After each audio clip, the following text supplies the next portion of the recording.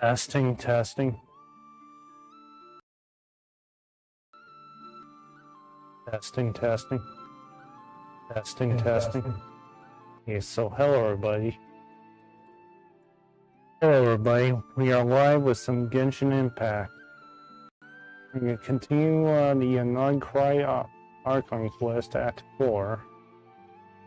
And we're going to find out what's interesting, so... Here we go. I do apologize if there's any hiccups or anything. So let's get to it. And go to the Frostmoon Enclave. So it's this way, right there with all the people standing.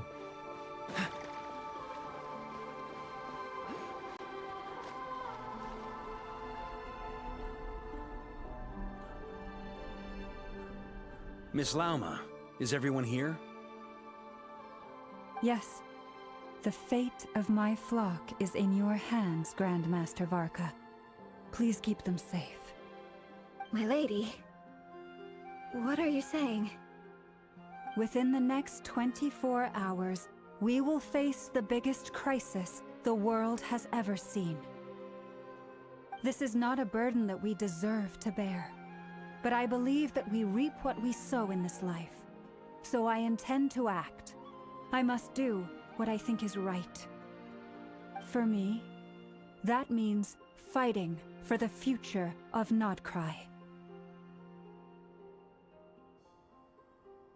This gentleman is the Grand Master of the Knights of Favonius, Varka, Knight of Boreas. In my absence, please follow his lead. Hey, everyone. Guess I should introduce myself. Well, to start with, I know my way around a battlefield. The biggest strengths are honesty and hard-workingness. Anyway, point is, I don't intend to let Lauma down. I'm gonna do everything in my power to keep every last one of you safe and sound. Okay, so what's this? We're going to Dainsliff and Kali Way won't help. Ready, steady, go! So there we go. Back to Dainsliff. Should be over here. Inside this rock. Something on your mind? Miss Columbina, was it? I believe that's how the others addressed you. That's right. Names are funny things. Have you always been called Dainsleff? Yes. I take it your own name has a more complicated history. I have a different relationship with names than other people. To be honest, I'm not even sure that Columbina is my name. At least, not in the same way that Dainsliff is yours. But it's what everyone calls me, and I go along with it. A lot of my life has been that way. I get so used to things that I forget to question why they are so. I never used to think much about where names come from, or what they mean to people. Maybe something's wrong with me. You're different from other people. I sensed it the first time we met. You're more perceptive than most. I'm sure your long life and rich range of experience explains that. Do you ever find yourself missing Conria, Mr. Dainsleff? Difficult to answer. I have dreamed of the past many, many times. Sometimes I'm fighting tooth and nail. Other times I'm lying on the ground, defeated. I don't recall any happy moments from that time. It has been too long. Is that because hatred survives longer than love and affection? That would not be for me to say. I make no excuses for the grudges I bear. But whatever the reason, I remember little that was beautiful or sentimental. Thank you for your help with the Rerir situation. Without your efforts, I never could have learned the hidden truth of his story. You're welcome. I know he's your friend. Friend? He betrayed me. And I never really understood what he was going through in life. Some friendship, that is. Okay. So, do you plan to fight him with us? You see, you're torn. Now you know what really happened. You see the things he's done in a new light. I need some time. Of course. I completely understand. Anyone else in your position would feel conflicted too. Actually, I went through something similar myself recently. Something happened that changed my perspective on a situation. A situation I took for granted at the time, but now I feel very grateful for it. You mean the Harbingers who still support you, even though you've left the Fatui? Yes. I always thought they were only helping me because Harbingers are forced to work together. But then I abandoned them. A warrant was even put out for my arrest. And even now, they still support me. Which means I was wrong about them all along. Clearly, they view you as a friend. I feel a little guilty now. I regret not seeing her help for what it was, and not treasuring it. I see the guilt that you're feeling now, because I feel it too. Hopefully, talking about it will do us both some good. Have you noticed that the Traveler and Paimon are over there? I think Thank you, they've been listening. Damselet. Huh. Shall we say hello? Sure. Hello. Ah! They caught us! No. Sorry, we're just concerned about you. I apologize for making you worry. No doubt you wish to know where I stand on the plan to take down the Recher of Solnari. I'm afraid I need a little time, but I will seriously consider joining you. You will? Oh, thank you so much! Everyone will be so grateful to hear that! They needn't be. This was something that I was going to have to face up to eventually. That doesn't matter to them. They're grateful to you regardless. You can't control their gratitude, so just accept it. And then, have a think about whether you're willing to join us. Okay, so we're going to the Sanctum of the Oathkeeper next, so hold on. It's nearly showtime! Let's go rendezvous with the others. You know the place. Hold on. It's open. And shut some.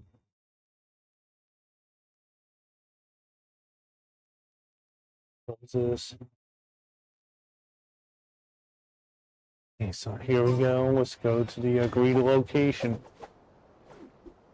Let's get this waypoint. So let's go right here.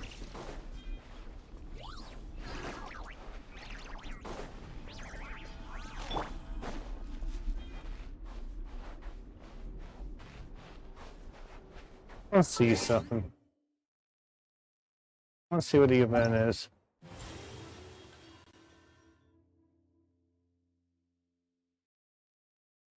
I'll be doing this later, so...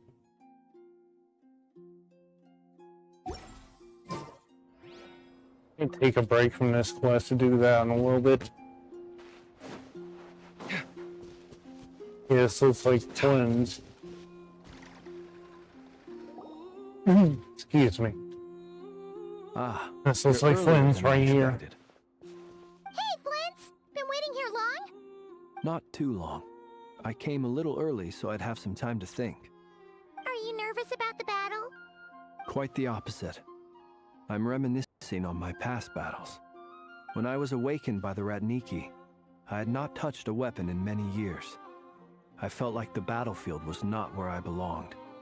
But after waging war against the Wild Hunt for so long, I came to realize something.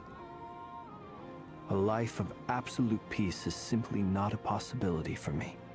My restless flame indicates that somewhere inside of me, there is a deep yearning to root out the evil in this world. Oh, that doesn't sound like such a bad thing. I agree. Well, in the past, when I was a Fae whose primary concern was hibernation, it was hardly ideal. But it certainly serves me well here in the present. And I am delighted to be able to join forces with you in this endeavor. Looks like I'm not the first to arrive. Ah, Oh, Llama. Miss Lauma. Did you sleep okay last night? I struggled to settle down at first because of the nerves. But don't worry. I got enough sleep in the end. I'll be just fine. Thanks for everything. Please, I'm just doing my part. Never! Over here! The goods have been delivered. Backup plans underway. Ino asked me to relay a message. She said Anefa will be on high alert and keep a close watch over all secondary districts where defense is required, providing support as necessary. Meanwhile, Ino herself will provide range support to us directly, using her latest invention. Excellent. My thanks to all involved. The chess set's looking a little unstable. It won't hold him much longer. We should be prepared to engage at a moment's notice. No sense sitting around waiting. Let's make the first move while we still have the option. I agree. Paimon, find a safe hiding place. Got it! Be careful, Yeah, Traveler! looks like we have an upcoming battle.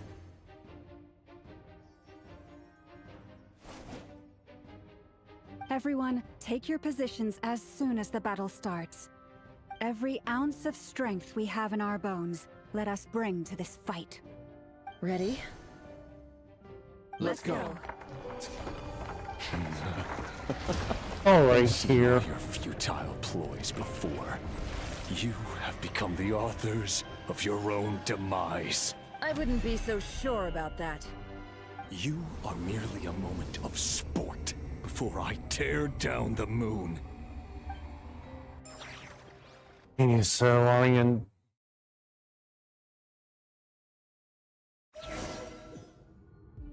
Okay, here's a battle versus a Ray here. Stay on your toes. Moonlight betrays you. Yep, you too. Twins. We got 5 people. The moonlight Varys, protect us. betrays you. Yep. Yeah, I know. Twins. I know. Moonlight Twins. Llama, Reaper, and Hide Traveler. the truth. Go! We're barely doing anything. The It all moonlight adds up. Can't hide the betrays you. truth. There you go. Hunt him down. Alright, Keep where's your Ino? distance. Let me help you guys. Big threat! Futile.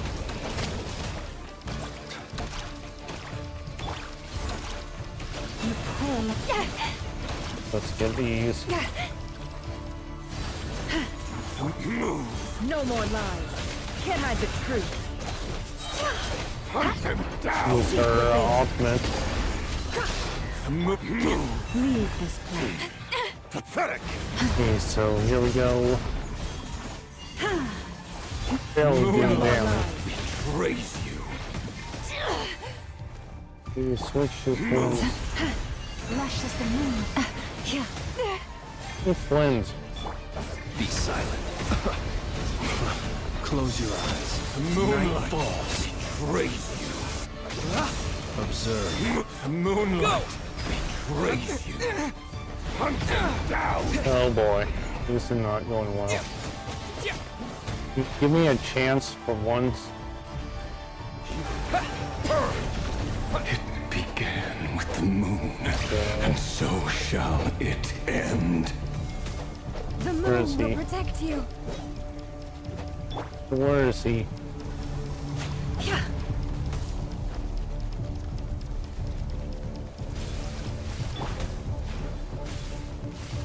I'm going. Yeah. There he is. Yeah. You poor. This is tough.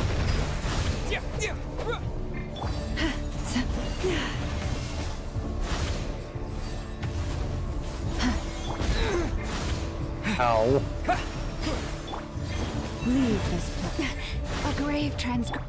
Close your eyes. Observe.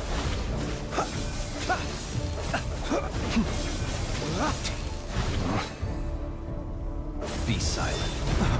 Keep your distance. Which? He's right there. Which is I know. Need to be healed. Go!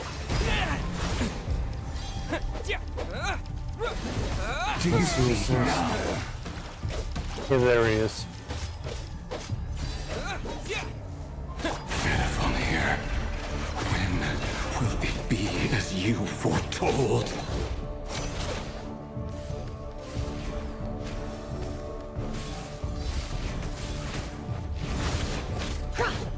Guessing we have to follow the deers. The deer. And maybe use a lantern.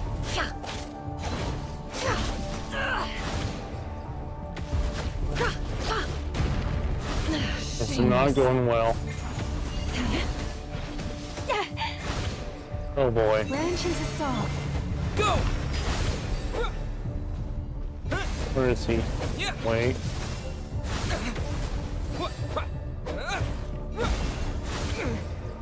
Water jet!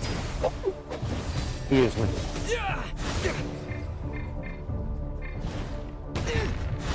Come on.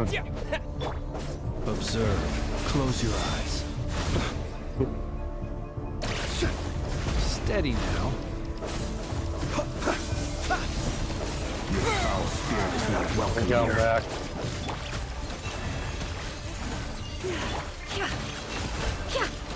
In there. The mystery unravels.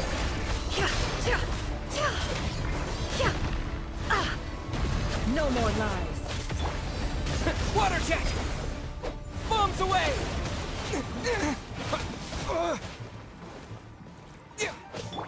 Can't hide the truth.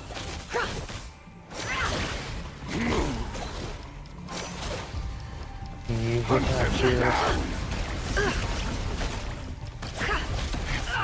Futile. We'll be healed. Water jet! It all adds up. These twins. Absurd. The moonlight company raised Observe. you. Futile. Okay, there goes twins. The graveyard. Gets revived, so. Oh, so he can't. Can't hide the truth. Oh, you're mortal. It all adds up. Hunt him down. Let's see something. Deeper. Effort. Can't hide the truth. The moonlight raised Just seen something. me. It all adds up. Seek within. Hey, The sands of time. yeah, we are mortal. Futile. The moonlight. Your little game of heroics is over. He's on about halfway Who's to up. go first? Back here. Raise you. Stop running away. What's he doing? Oh, Get out of my sight! No! We've been okay, separated! so we guess this is our second part. Okay? It's got an Never. Nefer Where are the and Stuck outside the barrier. I guess he really doesn't like us.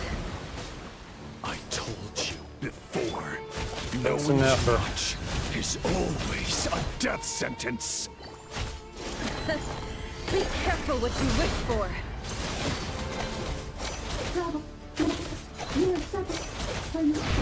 Lauma! Can you hear me? Hold on, wait. Silence. The voices are gone. But at least I know they're still there. I need to focus. Stick to the plan. Remember my most important task. Just keep stalling him. If I can stall him for long enough, the moment will come. Always been out of here. It all adds up. How unfortunate. Destroyed. Unbelievable.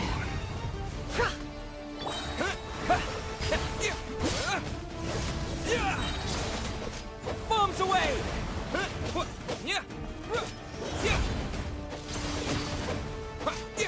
Go! Come around. These guys. Come on. No more lies. Seek within. Can't hide the truth. Excuse me. Come on. No more lies.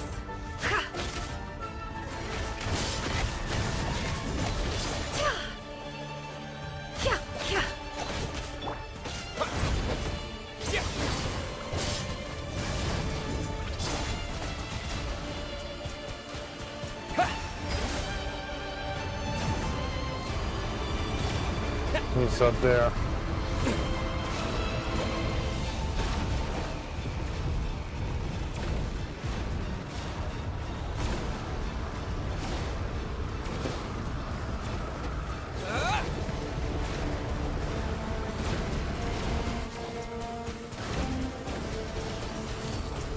Water jet! Maybe I Ow. wasn't meant for this world. Okay, so we're gonna restart. It all adds up. The deception ends here.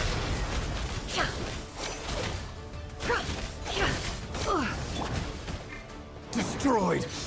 Go! Yeah! Where are you?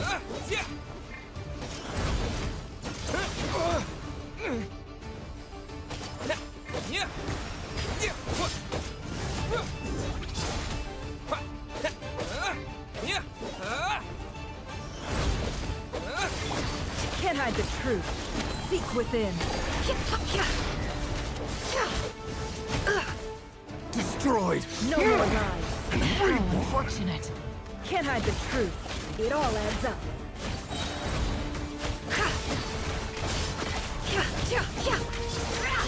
The mystery unravels.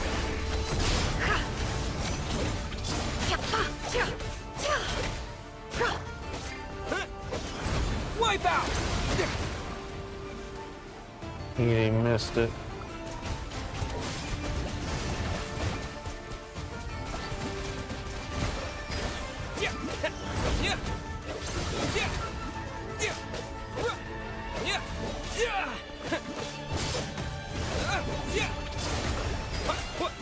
Come on. Use your ult. Seek within. No more lies. It all adds up. So we're starting to do more.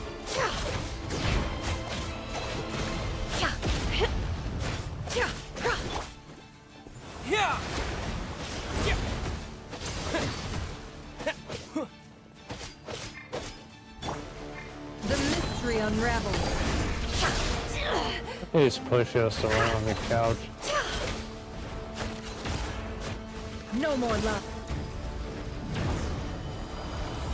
So this one gets tough. Need Kubaki, so yes, these white things are Kubaki.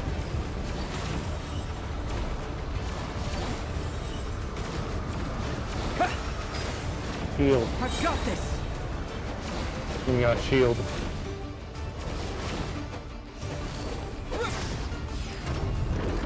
Go! The shield's broken. In my grasp. I can't keep this up. Don't push your luck. Nefer. Whatever her name is. Can't hide the truth. How unfortunate. Destroyed. Reborn.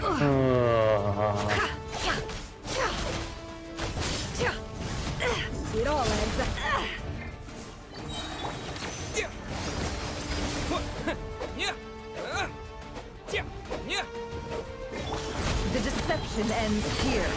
No more lies.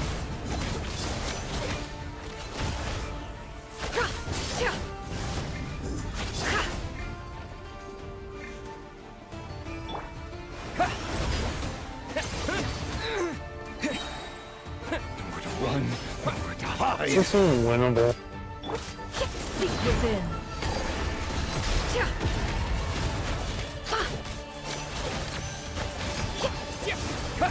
Wipe out! Let's get close to him.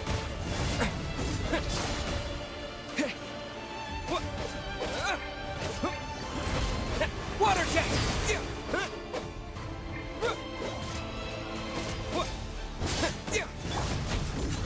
The mystery unravels.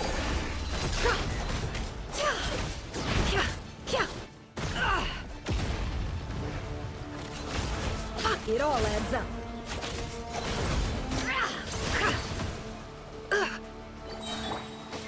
Bombs away! I'm gonna pull him into the water. Water jet! No more lies. It all adds Destroyed and reborn. Oh, Seek within. miss. Alright, he moved. Okay, here we go. With the Kubaki.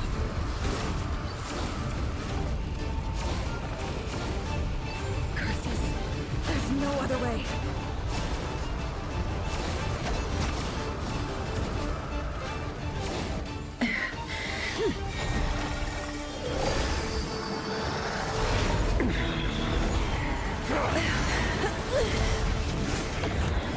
Okay, so what's going on?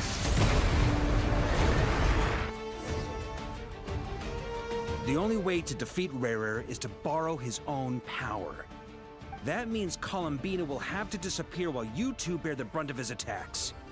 You have to hold on. Find a way to keep him focused on killing the two of you. Oh, great. Never. Your eyes are bleeding. Soon you will be powerless to resist.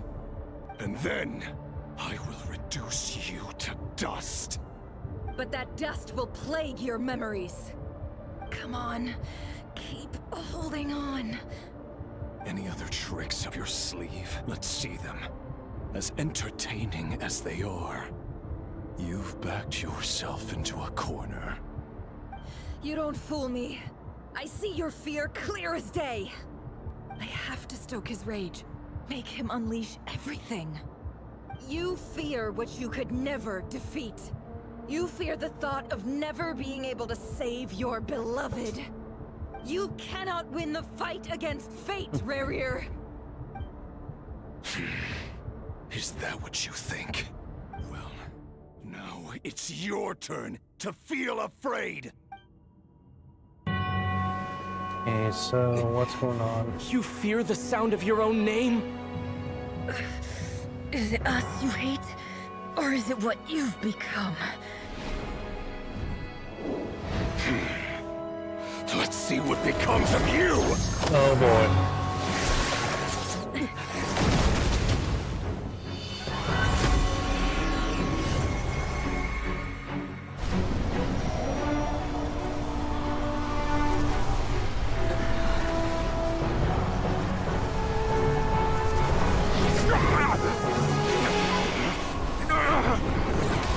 What's happening? That power. I've seen it before.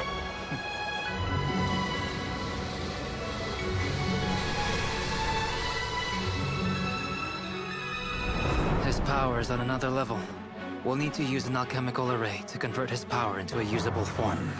Then quickly channel it into Columbina, rendering her powerful enough to compete with him. I'll join you. I can help. If I release enough abyssal energy into a confined space, it'll create a potential difference, allowing us to extract a huge amount of elemental energy. Next, I'll synchronize with everyone's minds using Pyro, then give you temporary access to their abilities and fields of view. But it won't last long. Can you see? Well enough. So, we have a student of Gold Rheindotter in our midst. How about that?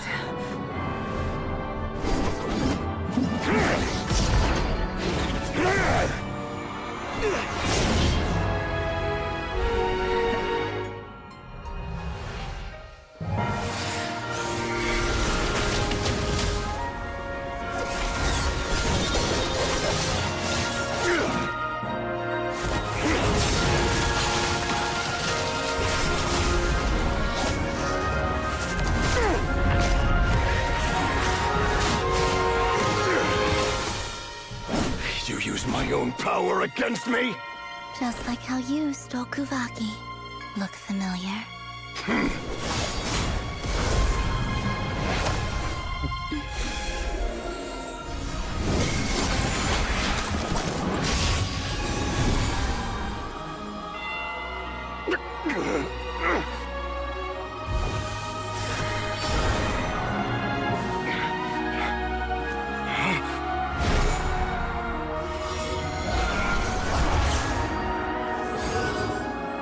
Don't you realize? You don't have the power to hold that gate open! I don't, but someone else does.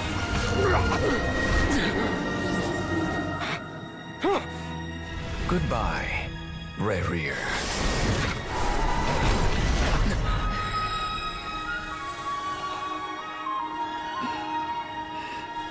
We won.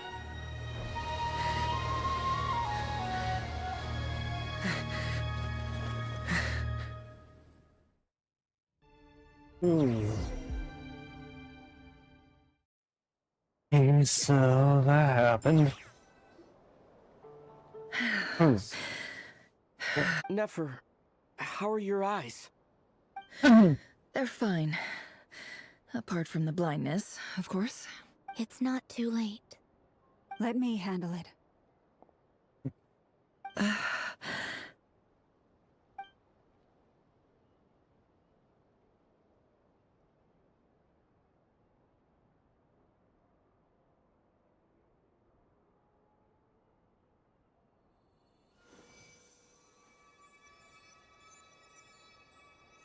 Miss Nefer, it's not like you to lose your composure.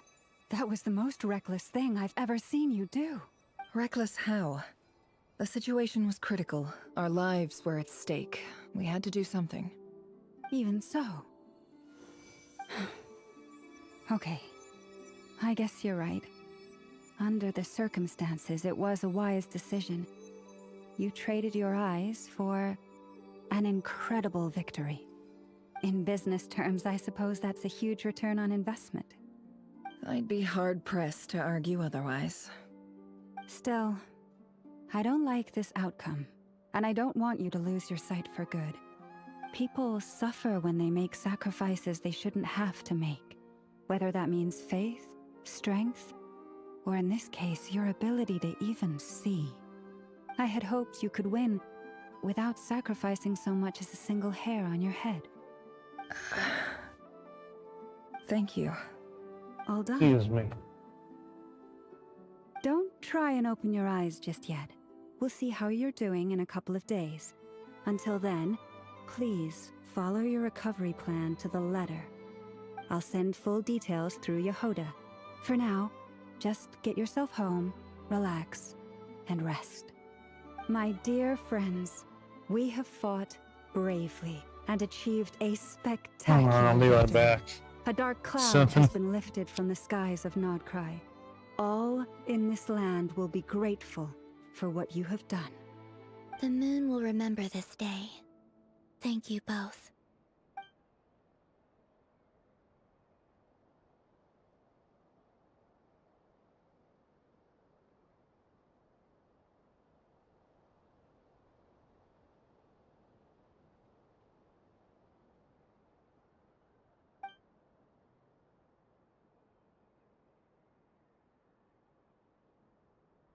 Either.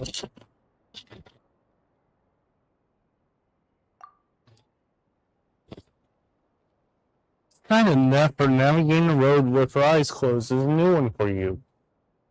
She proceeds cautiously, but as her silhouette disappears into the distance, she seems almost smug. There's something I want to let you know.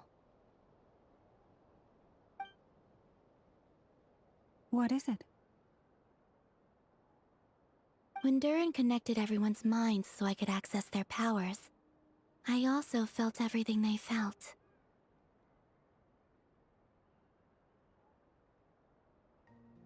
And since Nefer's eyes were injured, my eyes are hurting now too.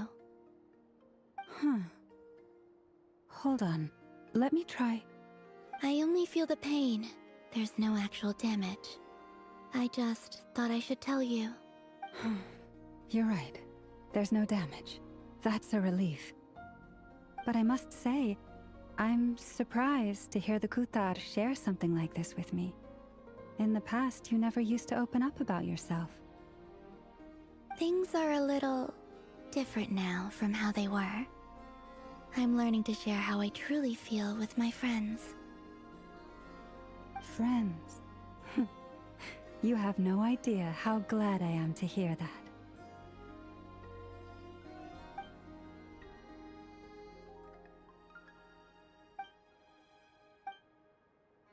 Okay, so here we go.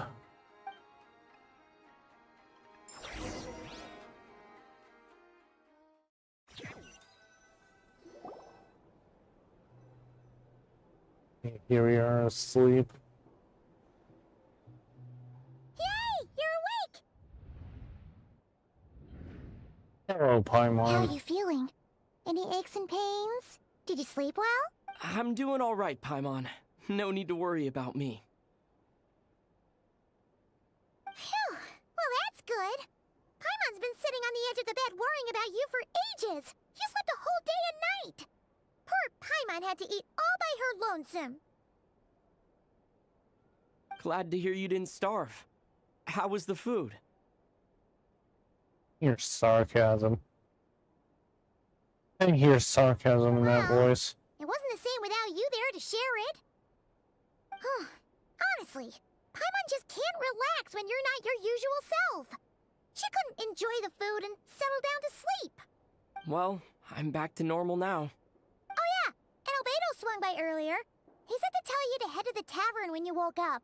Varker and the others are organizing a victory feast and they want to celebrate with you.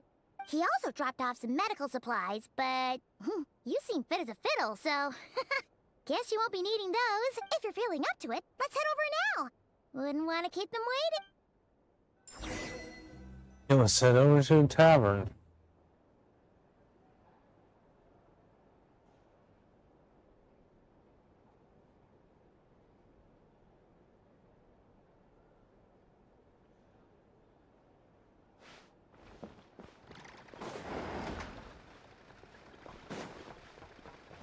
What's the hurry?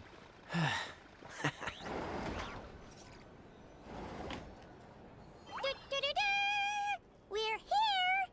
Oh, Traveler and Paimon! Perfect timing!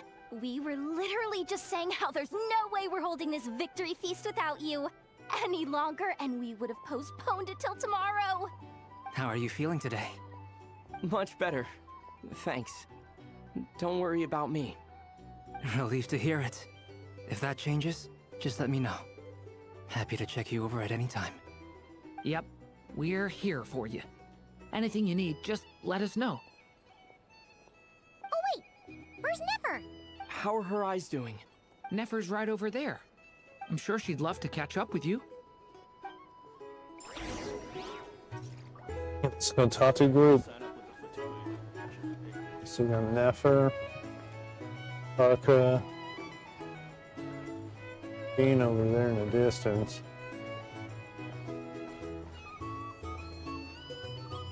Out the table. Nefer. Traveler, Paimon, are you recovering well?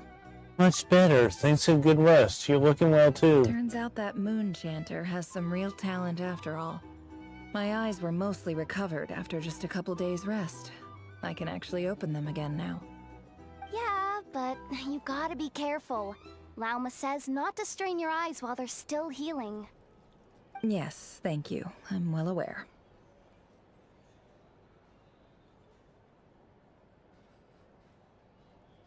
Hold on. Yehoda, could I borrow you for a moment? I could do with an extra pair of hands. Oh, sure. Coming. Did you hear that? I gotta go help Lauma for a second. You guys chat among yourselves. I'll grab us some drinks on the way back.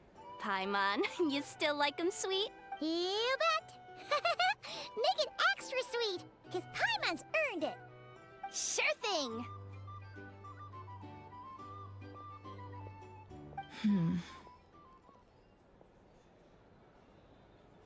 What's on your mind?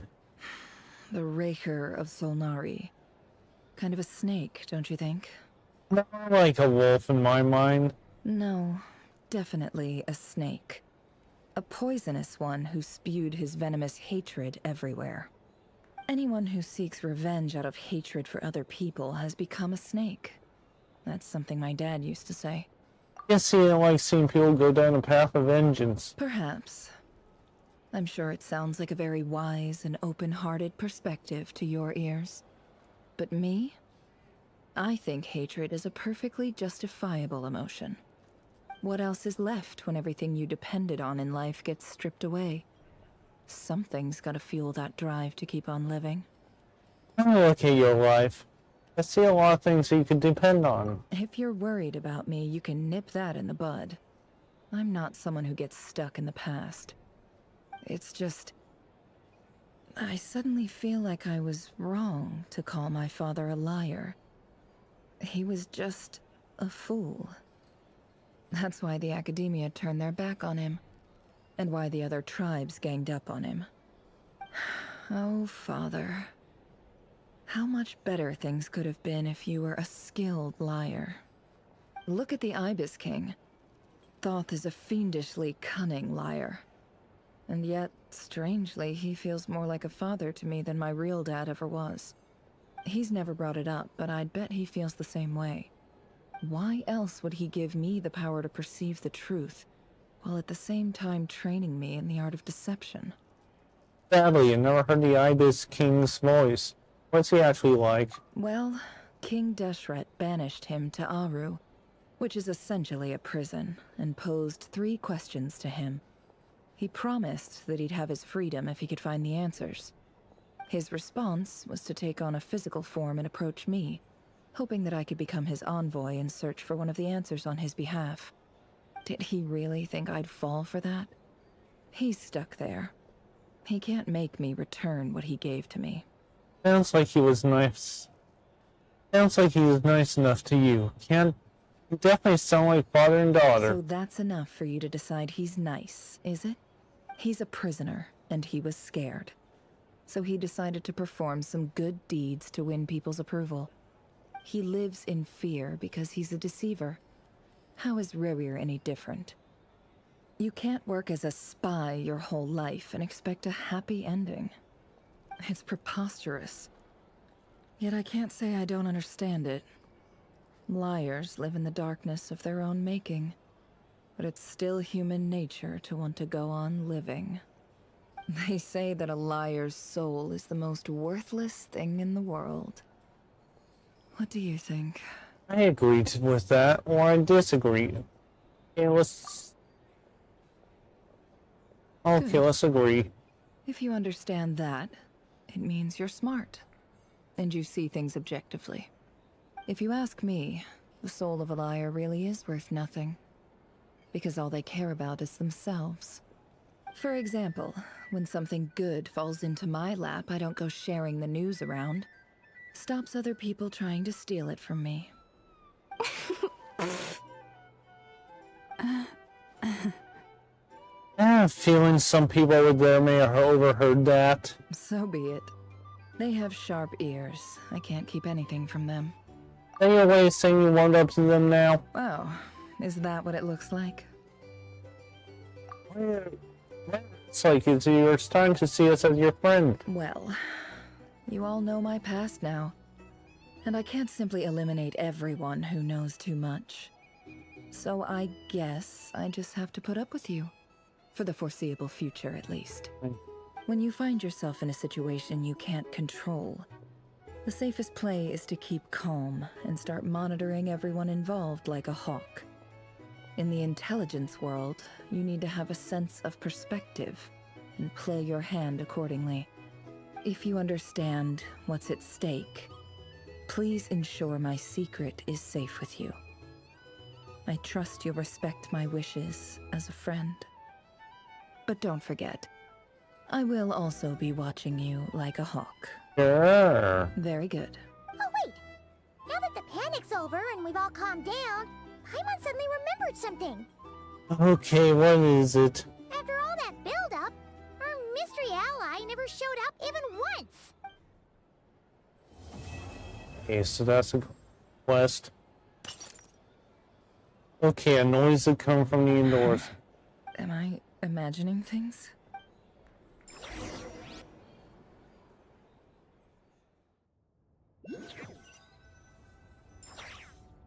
So, that close colleague who stayed behind with you? What's he been up to recently? Don't know, don't care. I get more normal human interaction from hanging out with Bosco too than him. Although, now you mention it, he hasn't bothered me in a while. I wonder if... If he's disappeared without a trace, it's the biggest gift he ever gave to the world. But I somehow doubt that's what's going on. He won't lie low forever. So we'd better stay on guard. So...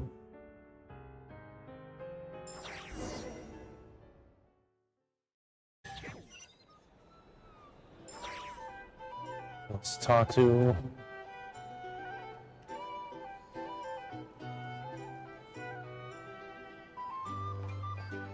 Beto.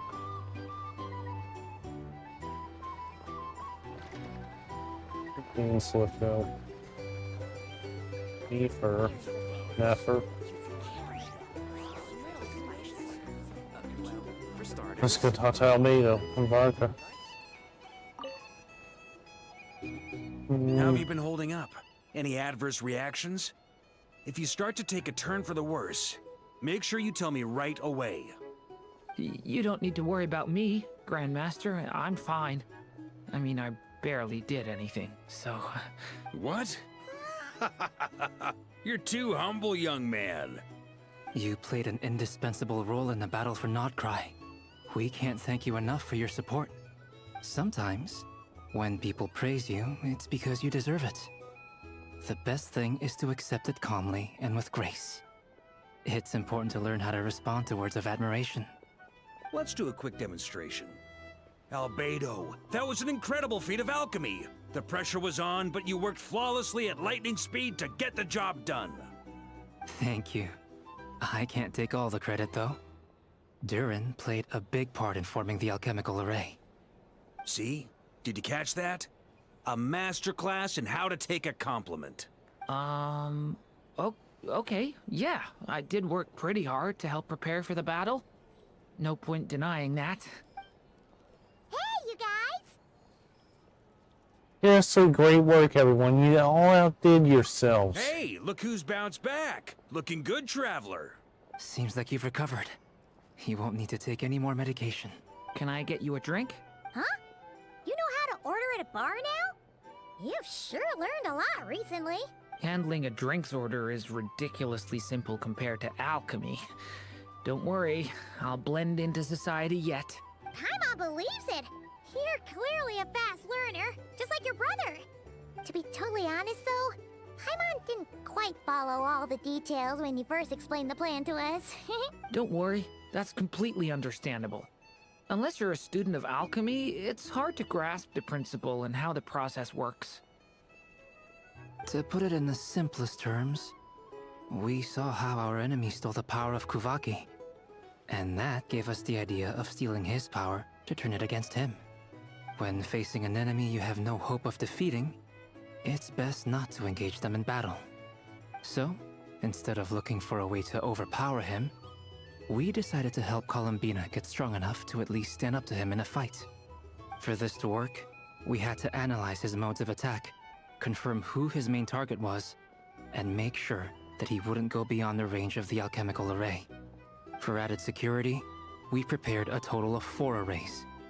But to mitigate the impact of the battle, we identified one location in particular as the ideal spot, which is where the confrontation took place. The alchemical array absorbed his abyssal power, then Durin processed it to render it usable by Columbina. That power enabled her to do what would otherwise have been nigh on impossible. What surprised me was that Dainsleif actually agreed to join us. Given his history with Rerir, he had every right to sit this one out. But we're extremely grateful for the decision he made. Find a former friend battle. That can't have been easy. It must have been a painful choice to Speaking, make. where you go?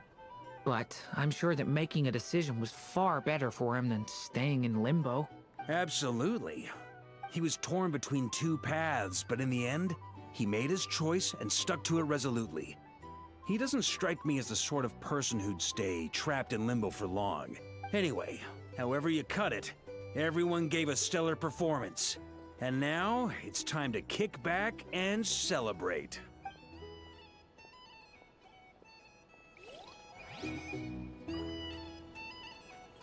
Okay, so let's go there.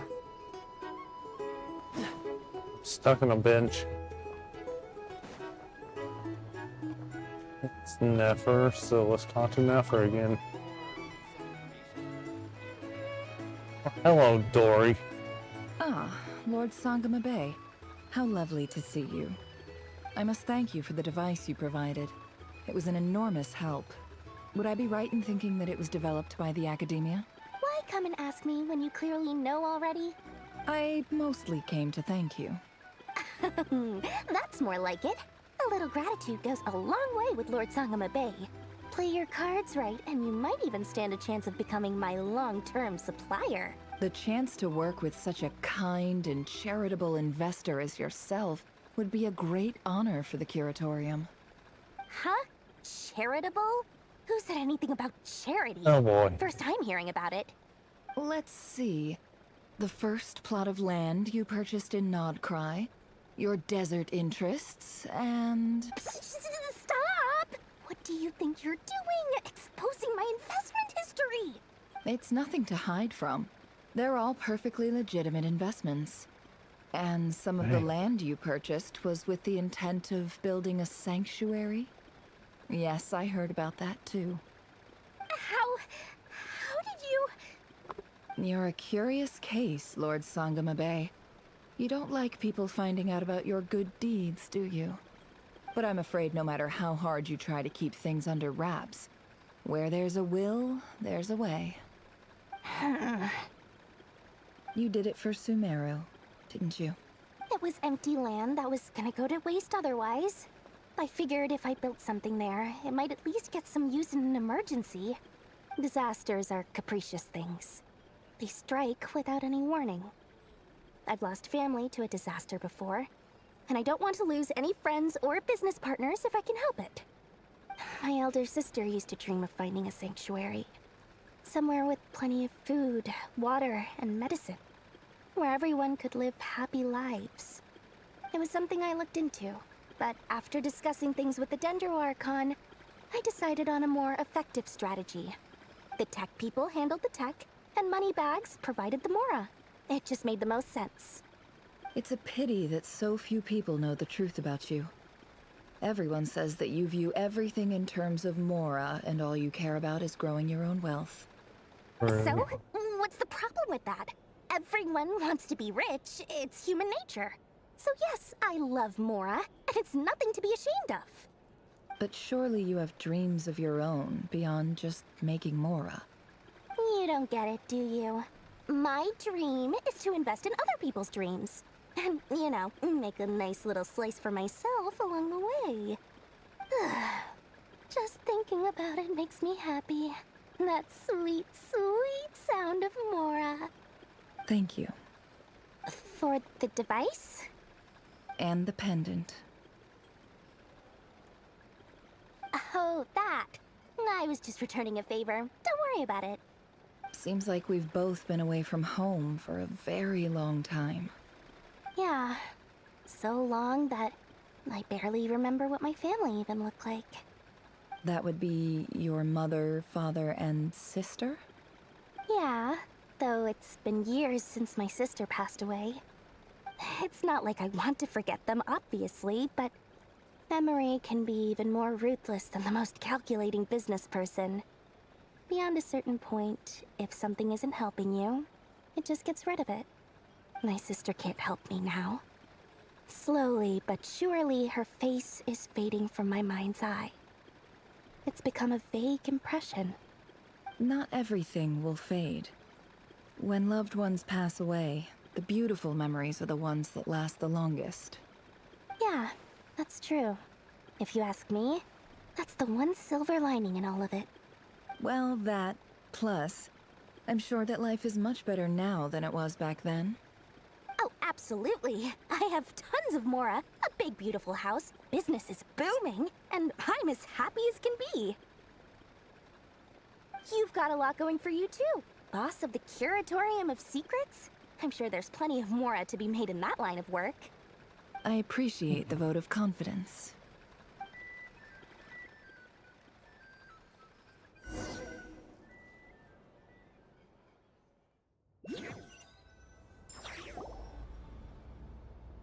Okay, here we are back The with... only reason you're here. Yes. I've thought a lot about it. And I've realized that you, me, and Arlecchino should be friends. I think this is very important. So I felt I had to come and tell you. Well, this is a new one. I'm so moved. I can't even hold my teacup. If that's all, you can leave now. Do you not want to be friends with me? Or is it that you prefer being co-workers? What is this, Columbina? Are you deliberately testing my patience threshold? Right now, my politeness module is active. But if you say another word, I swear I'll shut it down. If your politeness module was active, wouldn't you say the word please at some point? Polonia, please see Lady Columbina to the door. Will you still invite me to your next tea party? What? Yes, I think you will. Bye-bye, dear Sandrone. Okay, so here we are. Catching up with a friend. Hope I'm not interrupting. Last time, the Wild Hunt escorted you out. Would you rather I handled it myself this time? We just wanted to, see how you were doing now that it's all over. Why? Out of concern for my safety? I hope you didn't seriously think that the Rayhir of Solnari would be able to lay so much as a finger upon me, given how prepared I was.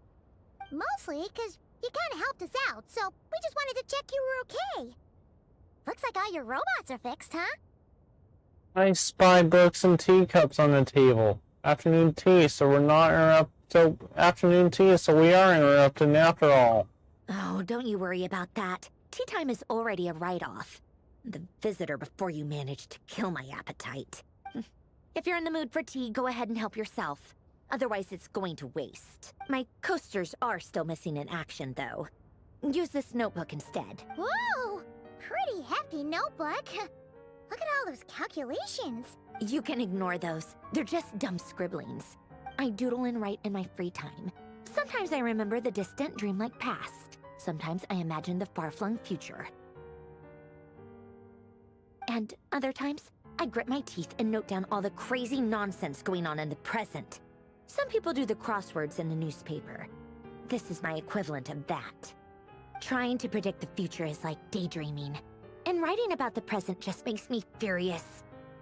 The past is my favorite. If nothing else, it's already set in stone, so I don't have to rack my brains trying to figure it all out. Huh. Although, having said that, the only vaguely interesting memory in my past is probably that guy they call Lord Artificer. What Artificer? You mean Alan Gulleton? Gulleton, or whatever. Who else? Pretty much all the mecha in Fontaine are his personal handiwork. Wait, are you saying you know him? Like, personally? As a friend? I mean, I guess we were friendly enough. But you actually met him. He lived hundreds of years ago. Yep. In fact, I'm probably the only normal person left who knew him at all.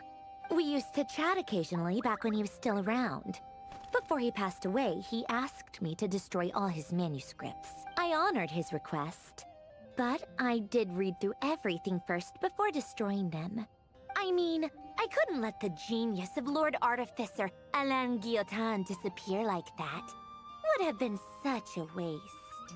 So, that's where the formulas in your notebook are from? I just told you. Those are my equivalent of crossword puzzles. They're just dumb formulas that I solve for fun when I'm bored. Alain's work was like epic poetry. The formulas in my notebook are just silly little riddles in comparison. Not that there's anything bad about them. I mean, at least, solving those riddles isn't going to hurt anyone. Except me, 'cause I lose a few brain cells in the process. Anyway, while we're on the topic, I might as well tell you about what happened to him and his friends. Alain Guillotin had two close buddies, Renee and Jacob. They spent their childhood years together in the Narzissenkreuz Institute. They were all quite competitive, so there was some rivalry between them, but it was a friendly rivalry. But beneath the friendship and the rivalry ran something deeper, a sense of nostalgia for the past. Unfortunately, childhood would end, the prophecy would come true, the apocalypse would arrive, and the future would never be. A mad dream that would normally only capture the minds of lunatics began to take root in their hearts. A dream of saving the world. And if Renee and Alain had been people of lesser wits, that dream would probably have ended up as something for them to joke about in their older years. But alas, they were some of the sharpest minds around. They nurtured that dream with the full power of their intellect, and it grew into something that ate away at their souls. The first of them to fall under its spell was Renee. Against Alain's wishes, he persisted in experimenting on a mutual friend of theirs to try and save their life. Alain did not approve and parted ways with Renee. It's complicated. Alain wanted to believe that Renee only did what he did for the sake of their friendship. But when he told me about what happened, I could tell he still had some suspicions about Renee's motives. Perhaps the seed that would grow into a nightmare had already sprouted in Renee's mind. Even then, the next time they met, Renee's soul had been completely engulfed by the dream of salvation. His futile attempt to change the tide of fate only resulted in a wave that swallowed up the world, even before the apocalypse came. And although that wave died down eventually, I hear that it just recently came back with a vengeance. As I understand, Renee wanted to live out his dream of salvation once more. But I'm told that the attempted resurgence finally died out for good. At long last, Renee awoke from his deluded dream. Though of course by then it was far too late. What do you think of Renee? Do you admire his transcendent genius? His view that any price was worth paying to achieve the lofty goal of saving the world? Or do you despise him? Dismiss him as an evil madman who wrought havoc on the lives of everyone around him as he pursued his delusional dream? Same difference, really. Just Admire a matter him. of perspective. Admire him. I don't admire him. I don't know. What a cop-out. But I And to suspect you'd choose. have a more incisive and insightful answer if we dug into it further. What about you? What's your take on Renee? I don't like fanatics who give up their whole lives for their ideology. Nor do I like fools who let their delusions take control. Maybe I could understand if Renee had just been an ordinary person. But he had a sage-like intellect. And still managed to get himself lost in the labyrinth of his own desires. Anyway, that's enough about Renee. Now, moving on to Alain Guillotin, the Lord Artificer. He managed to put a stop to the first storm whipped up by Renee. But after that, Alain lost his friends and family. To his credit, I suppose, the loss of his family and friends was purely a tragic accident. It's not like Alain sacrificed them for his cause or anything. After that, the only thing supporting his work was the same dream that had dragged his closest friend down to the abyss. But although the desire to save Fontaine drove him to found the Fontaine Research Institute, Alain continued to reject any form of transcendental knowledge or power. He was suspicious and fearful of it, having seen the way it had affected his closest friend. I think that formulas and machines derived solely from human intellect were the only thing that gave him a sense of spiritual comfort. Yet Alain's intellect was simply too great. It barely left him space to breathe in his lifetime. Once he realized that the end of his life was approaching, he finally accepted the truth. The Nazissenkreuz Institute needed someone, and a human being, to see its story through to the end. He quit working on his formulas, trading them in for the fairy tales that had played such a formative role in his childhood, but which he'd barely touched in his adult life. He told me that the director of the Nazissenkreuz Institute used to read those fairy tales to the children as bedtime stories. Apparently, they worked wonders at sending kids off to sleep. I think that all he wanted at that time in his life was to be able to sleep deeply without being plagued by depression. By that point, nothing else really mattered. At the very end, he laid down to rest in the ruins of the former Nazissenkreuz Institute orphanage, while the Fontaine Research Institute he had founded continued tirelessly with its work. Many years after that, tensions over competing dreams would once again cause a rift, this time between members of the Fontaine Research Institute. But the actions of those fools had nothing at all to do with Alain. And that is the story of two people from the Nazissenkreuz Institute who both wanted to save the world. One went all in on his fantasy of salvation without ever looking back, and ended up calmly sinking to the bottom of the deepest sea. The other sought desperately to burn bright in his life, even though he wasn't sure where he was going. I do sometimes wonder, why is it that people like them have such grand hopes of saving the world? Even the grandest tree starts as a tiny seed. So perhaps, for each of them, their mission to save the world began with a very simple desire: to save themselves. They were young children with friends and family who mattered to them, desires to explore the meaning of life, ambitions to have a successful career. They didn't want to see all of that taken away in one fell swoop.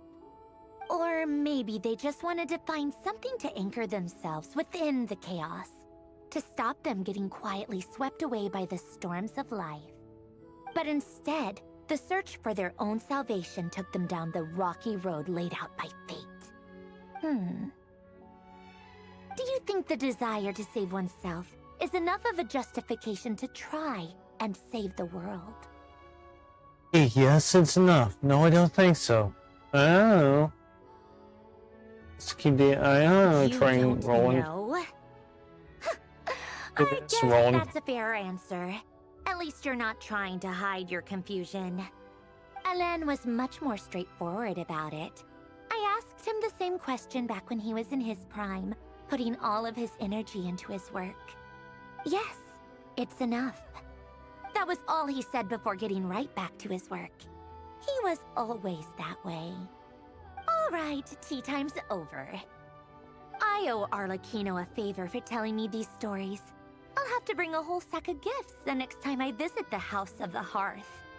I'm gonna go tinker with Polonia now.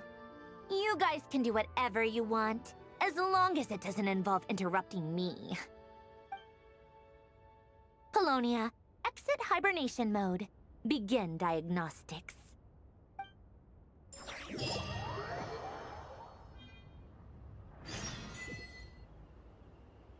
Okay, so got a new quest. What is this? Let's see something.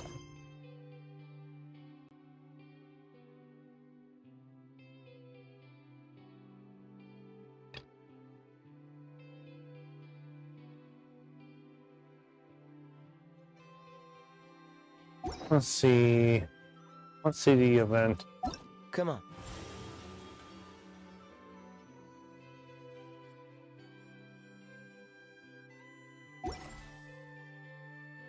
Let's get moving. Speaking of Sumeru, let's go back to Sumeru.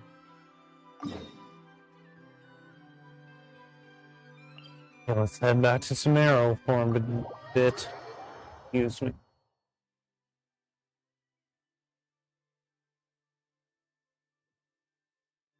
And so here we are.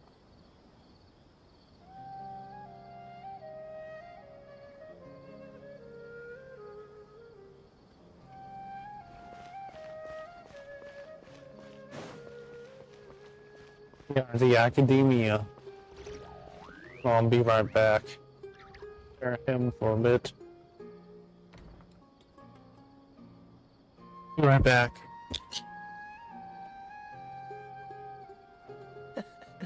Seems all the other knights already have their hands full. Welcome to the Academia.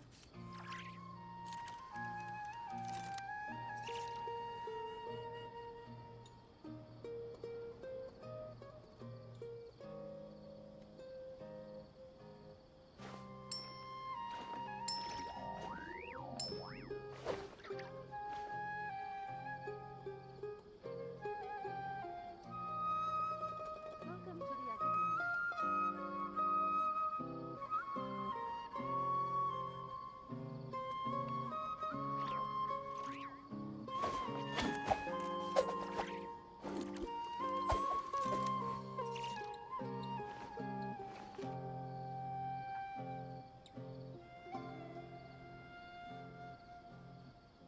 Welcome to the Academia. I didn't know you were such a slacker.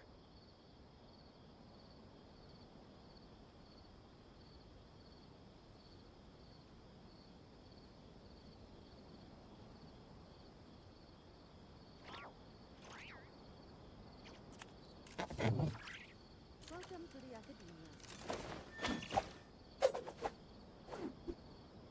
Yeah, I have returned. So let's head into the academia building. So here we go. Go inside. Huh. We haven't been back to the academia in a while. It hasn't changed much, has it? Well, since we've got some time, want to go to the house of Dana? Paimon wants to do some reading! Excuse me, who are you? What have you done, Paimon? Ha! So you noticed! Well, you're too late. The Paimon you know and love is no more. Oh, goody. You're looking at Paimon Plus, a new and improved treasure trove of travel know-how. Paimon Plus would like to find some new books to peruse. A gracious traveler like yourself wouldn't leave her companionless on her quest, right? I'm afraid to see what happened if I refused. Tell me there, let's go. Come on, this way.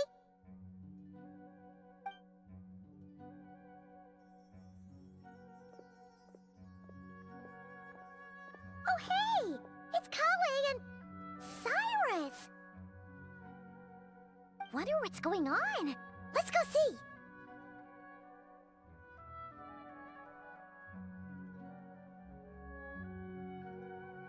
Books, hold on.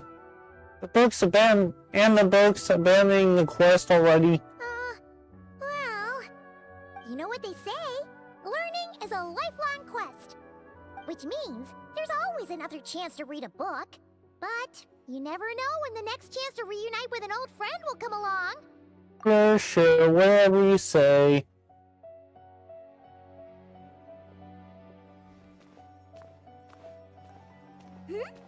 Traveler, Paimon? You're back in Sumeru? Oh, hello, you two. It's been a while. Looking to spend time with some old friends? Yep.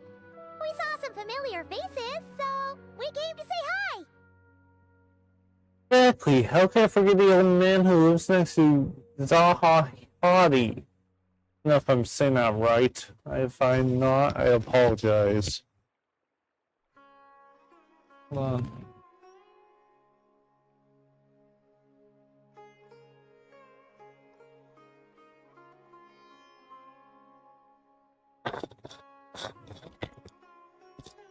Exactly. How can I forget Nafi's assistant?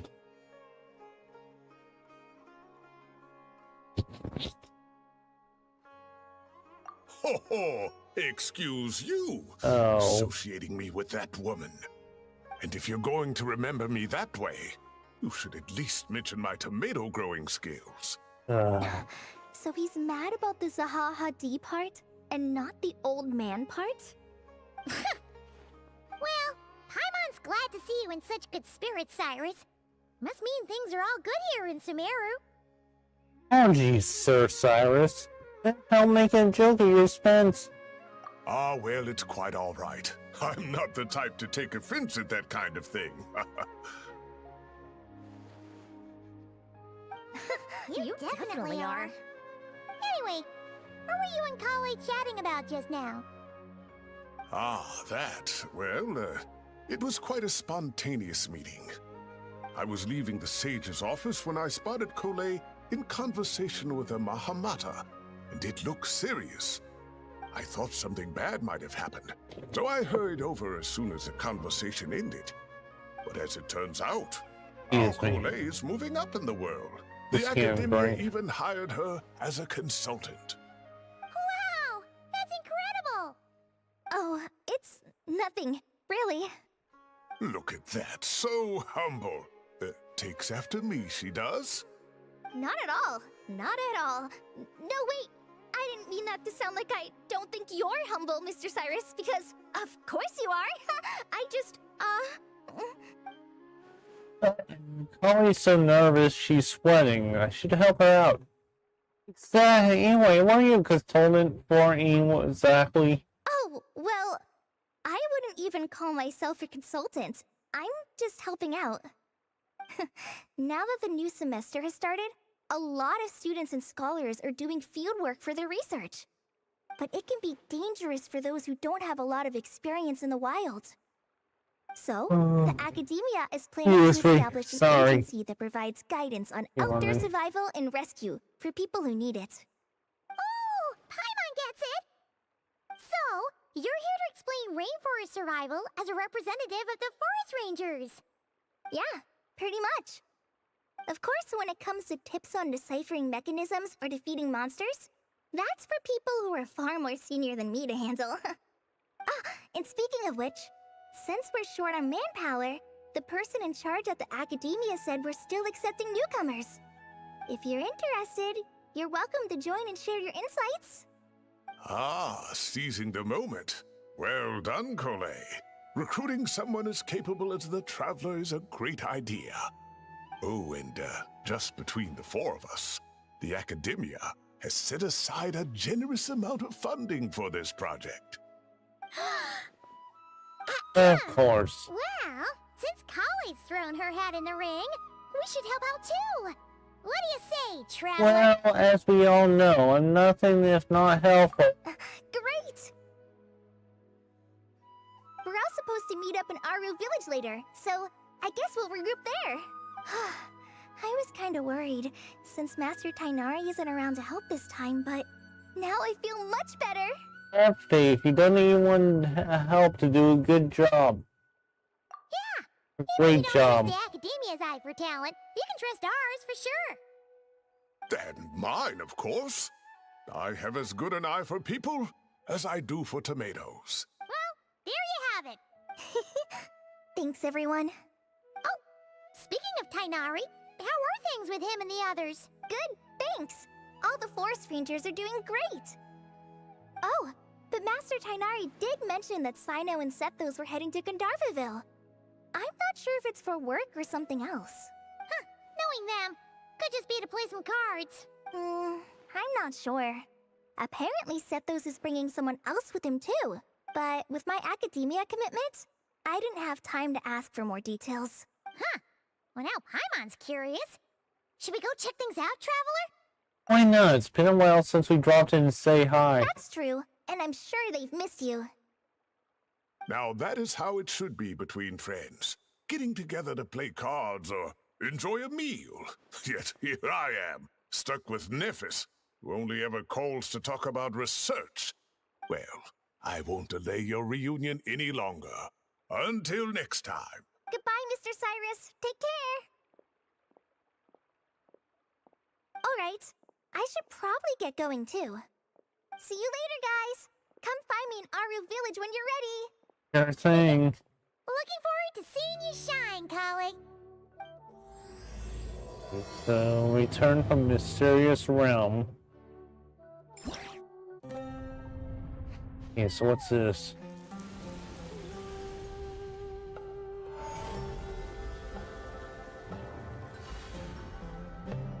Okay, so what's this?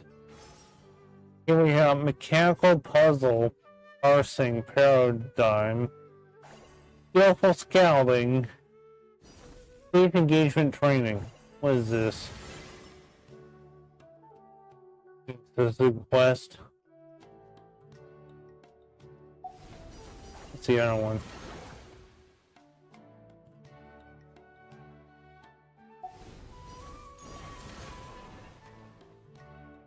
They're all the same, so let's start from right left and go to the right. Let's go quest. Let's talk to Krai.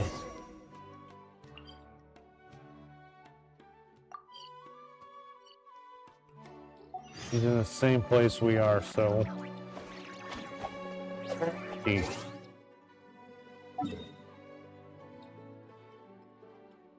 Where's Krai? Aru Village.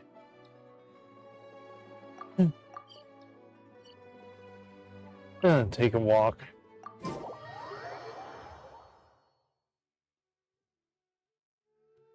So we need to go 511 meters this way.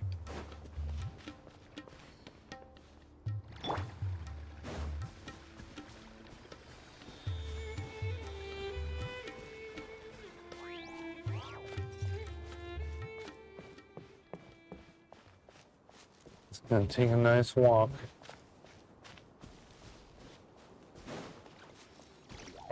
Enough.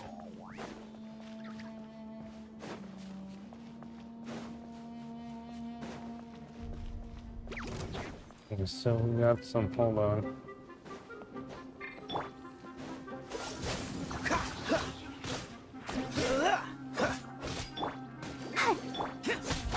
Useless! Boring!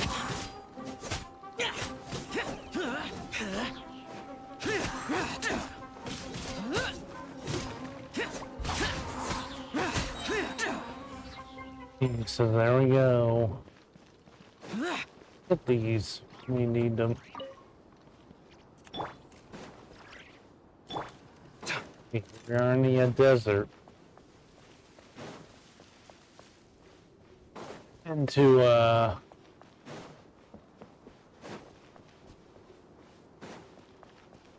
watch out for this thing.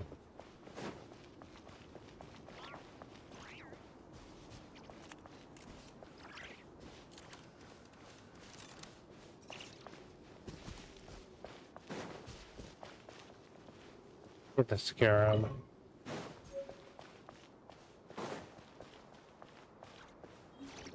Okay, so we're heading in here.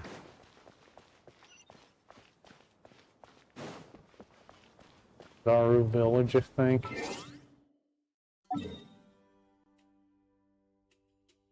Into Aru Village.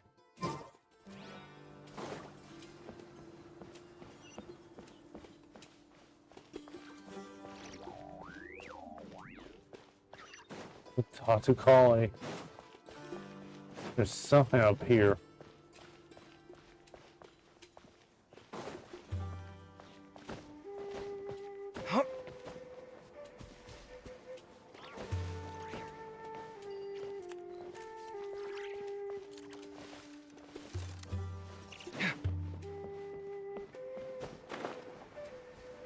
People below us.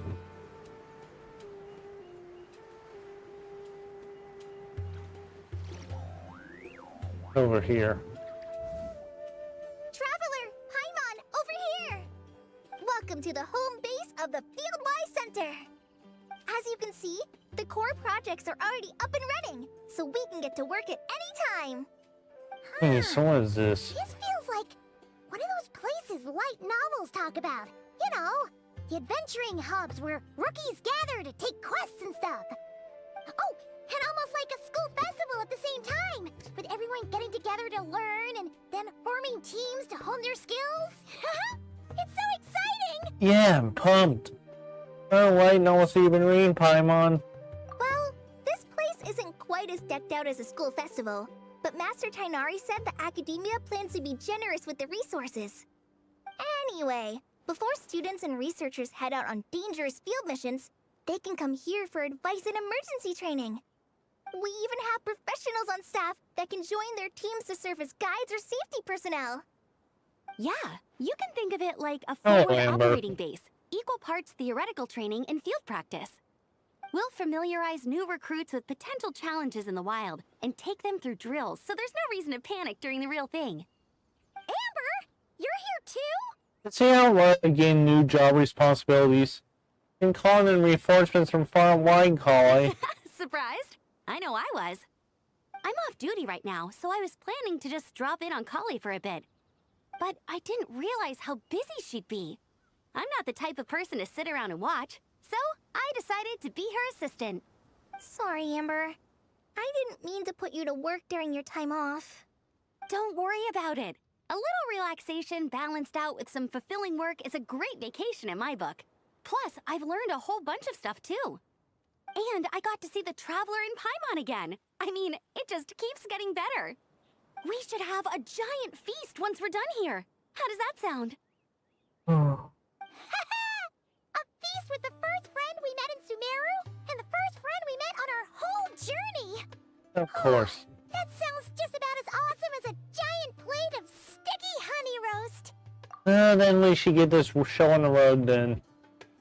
Let's work hard so we can feast harder. All right, down to business then. Kale and I are in charge of the Scouting Speedsters project. The focus is using devices and machines to pass through hazardous areas, survey terrain, and get details on potential threats. Plus, a mortar research indicates that, during dangerous situations, having the support of an adorable companion can help set adventurers' minds at ease and prevent excess nerves. So, we took inspiration from Cullen Anba and Baron Bunny to create 2 scouting devices that are both adorable and useful. Cullen Anbot and Bar Drone Bunny. So far, feedback has been pretty positive. Once we've collected enough data, the academia will continue to refine the scouting buddies and release even more designs. A bunch of Kulanambas and Baron Bunnies running around the wilderness? What is that gonna look like? Like a sight for sore eyes, no doubt. Or it's kind of hard to picture. Plus, with you to guide our 2 little scouts, we'll be able to obtain some great data. Once you have a more complete understanding of the Fieldwise Center, you should come test them out. Now come with me. I'll introduce you to the other consultants. Oh yeah! The lady with the greenish-blue hair also has a super adorable device over there. But it does something completely different than our scouting buddies. I'm looking forward to seeing it in action. Oh hey! Another familiar face! Come on, let's go say hi! Let's go say hi to whoever this is.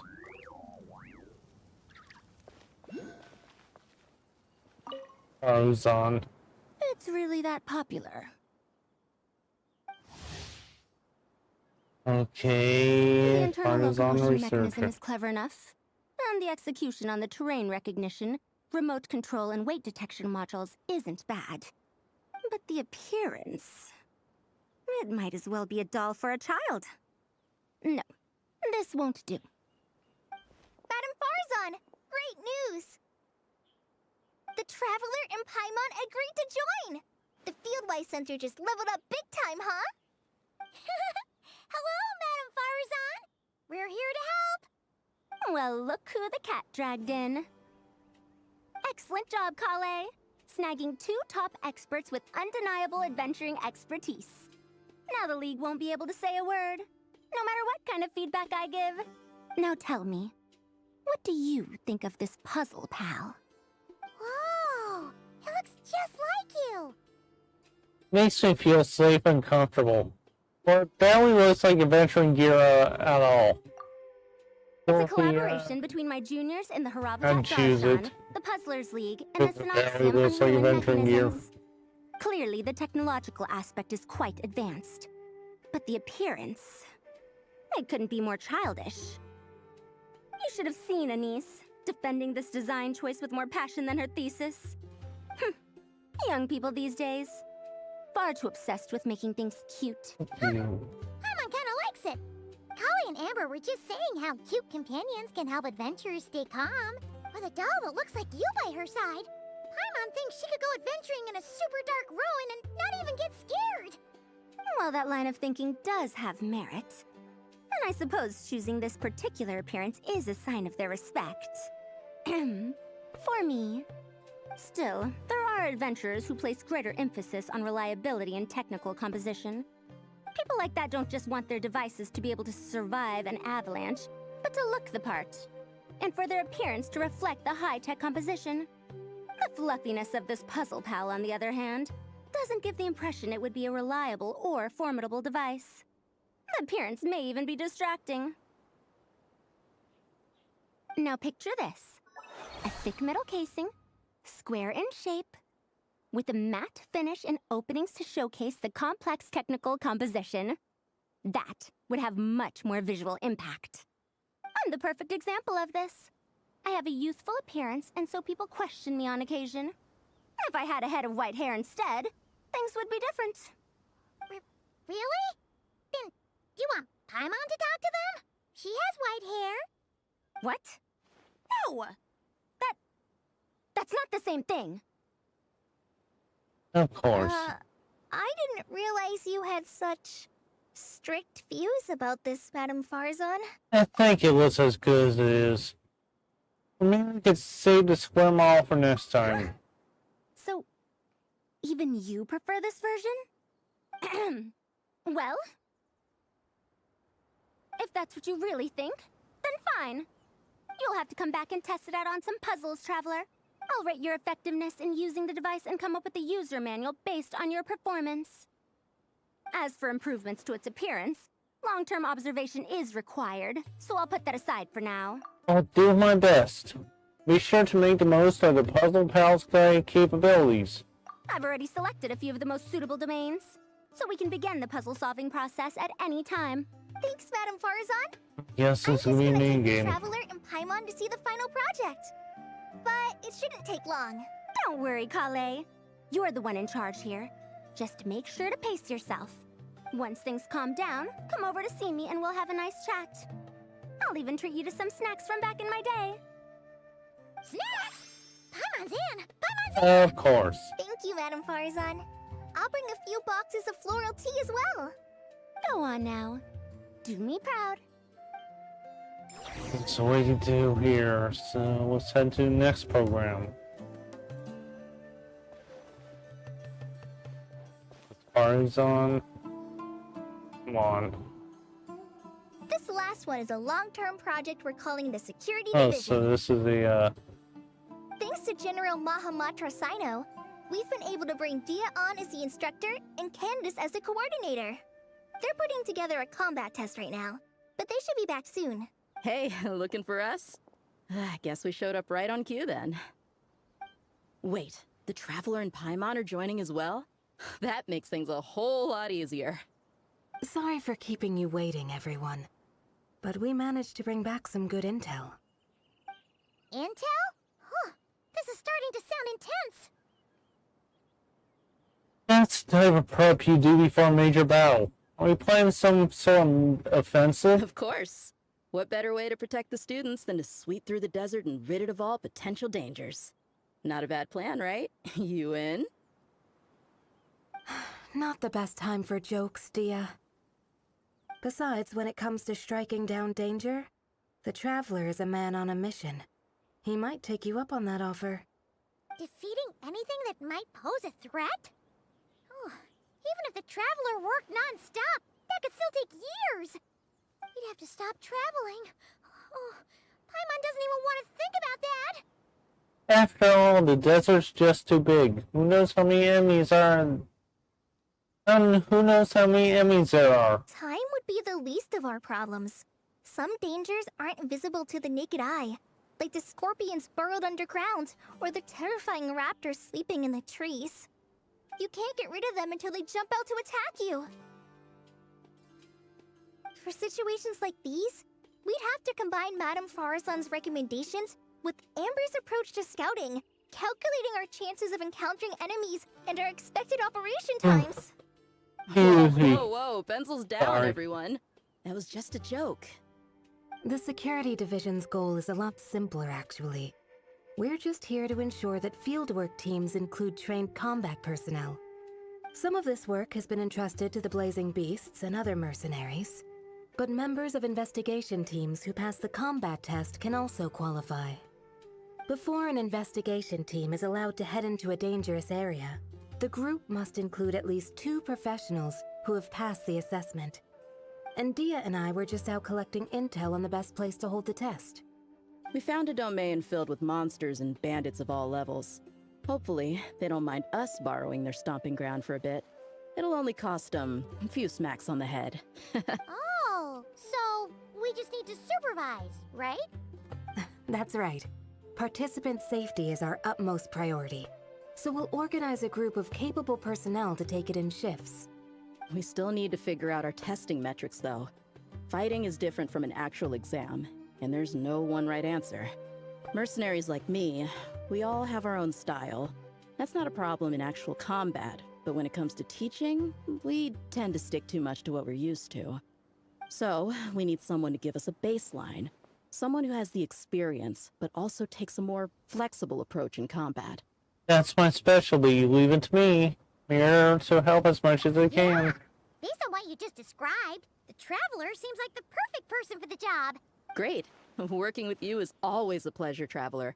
Smooth as butter on a steak. Don't forget about compensation for the Traveler in Paimon, Dia. You agreed without doing the math first. Ah, it's fine. We'll just split the funds Kale wrangled for us, 20-80. 10 for me, 10 for you, 80 for the 2 of them. Wait, we're getting 80%? That seems like a bit much. Thank you for your generosity, Dia. Don't sweat it. We're just in charge of the long-term operations. You're the one setting the metrics for the whole thing. So, I think we got the better end of the deal. We've talked about a partnership in the past, haven't we? Well then, consider this the perfect place to start. Then I'll draw up a detailed overview of the compensation so it's clear for everyone. That'd be great. And don't worry, Miss Candace. About that piece of land you're leasing to the Academia, the one used for grain storage, I managed to get them to agree to a 30% increase in their rent payment. Oh, thank you. Those funds will go to fixing up some of the village facilities, which should make for a more comfortable experience when investigation teams stop there in the future. All right, we should finish up our arrangements for the combat test. Stop by our station when you're ready, Traveler. See you soon.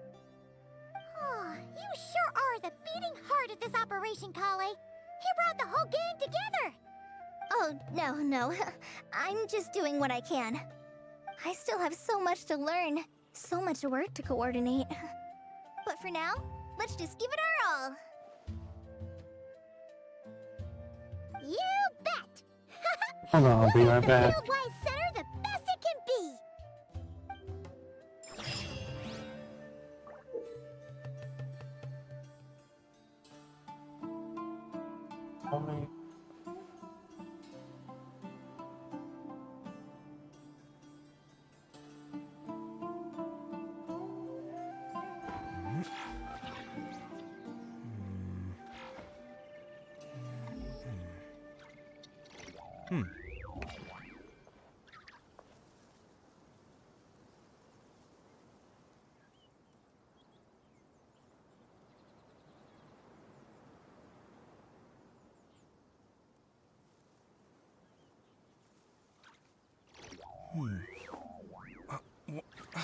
Where's my key?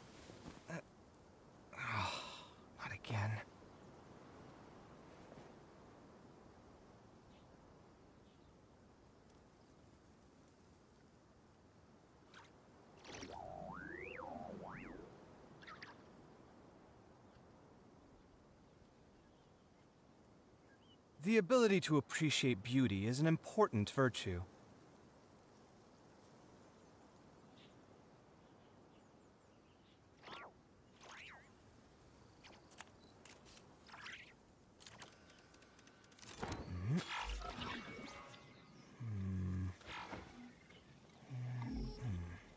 Yeah, back. I'm back.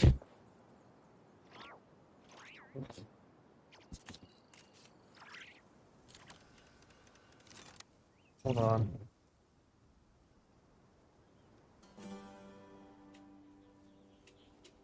My latest design's getting there, but there's still room for improvement.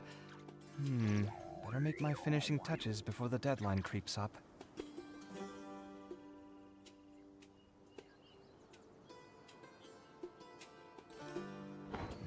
Yeah, I'm back.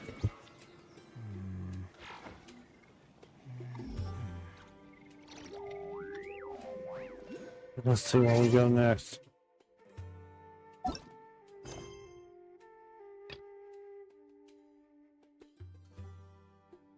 Oh, Gandharville.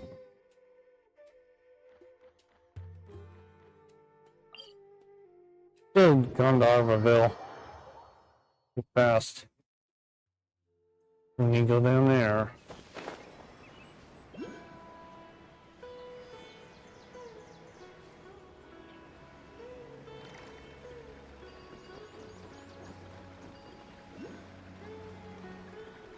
We'll get around.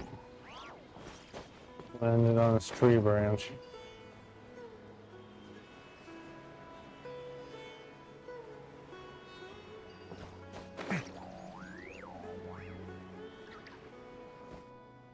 Tainari's place. Tainari's place. Ah! Here it is!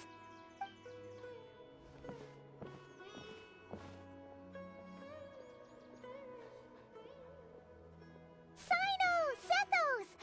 Looks like the whole gang's here. Oh, and Layla's here too! But, oh, she doesn't look too good. Did something happen? Hey everyone, been a while? Everything okay here? Ah, Paimon, Traveler. It's good to see you. I'd welcome you like a proper host, but I'm a bit busy at the moment. Apologies. No worries, this seems serious. No need to look that worried.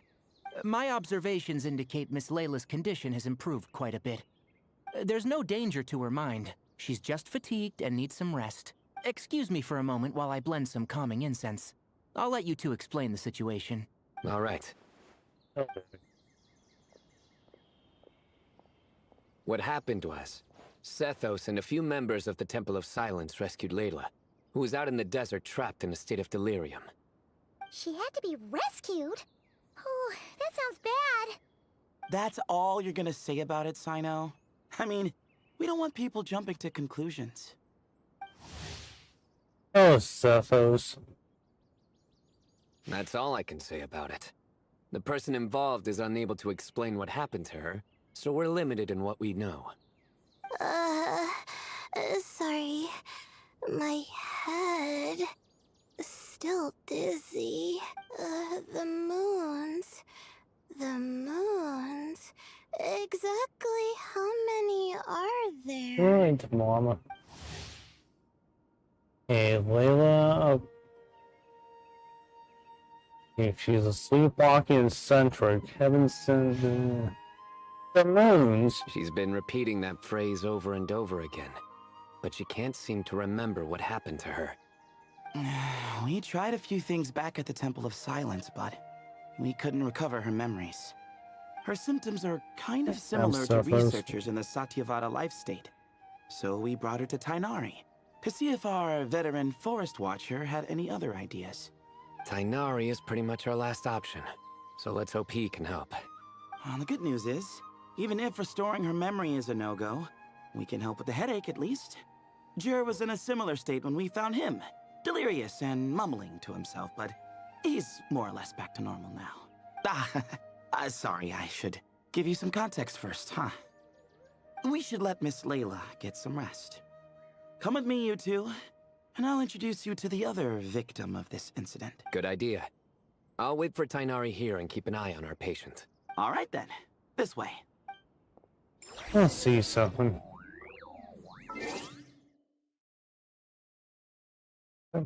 No, Sethos. Yes, I do.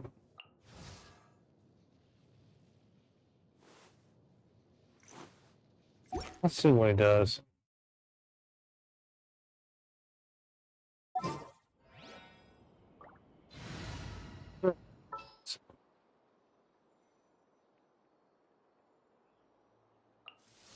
Yeah. And you.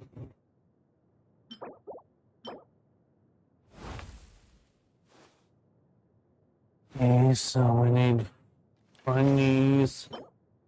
Need 3 of these. Mirror Mountains. They're in this area. Yes, Seth is essential material.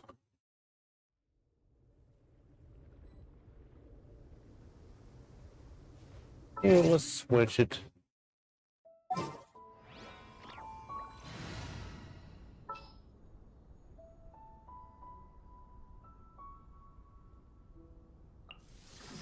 Bags packed and ready to roll.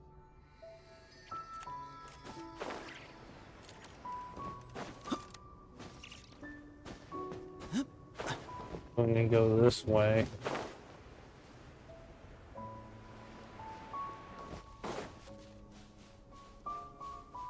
Up his hair.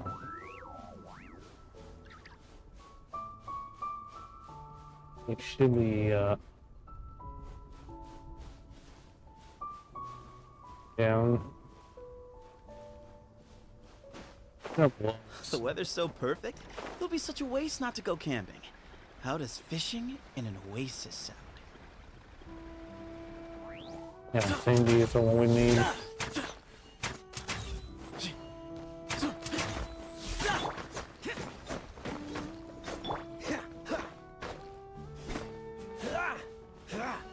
What's the hurry?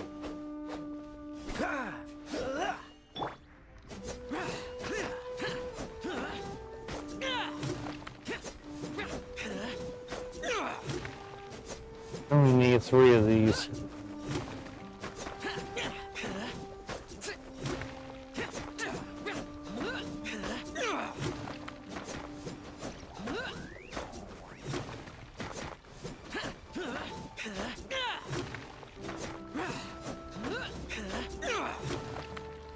Let's get this.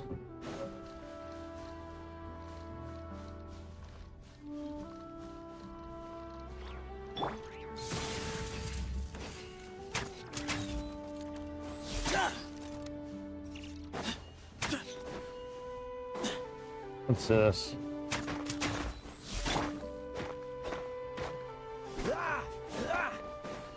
Can't get that.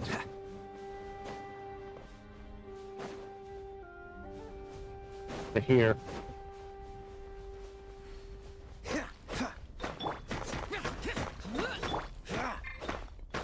Don't get frostbite.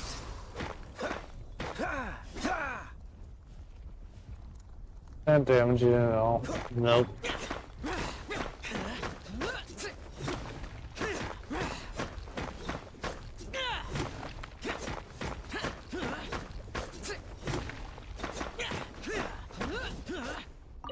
Get these, so that should maybe enough to build them.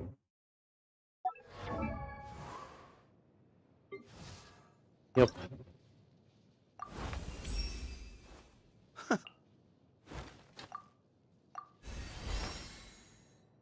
And so it's level 40.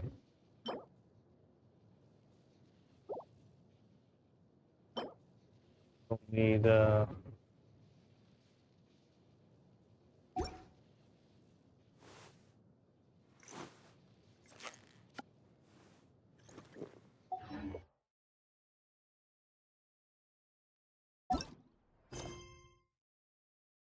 let's go back to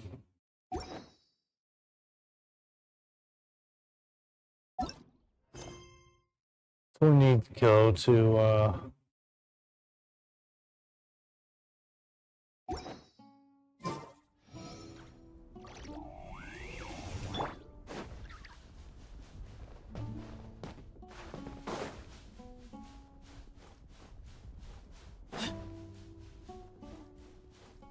Come on, is there a close teleport to that? Victim here.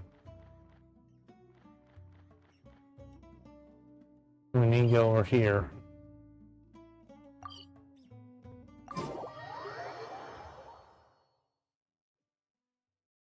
The weather's so perfect, it'll be such a waste not to go camping. How does fishing in an oasis sound?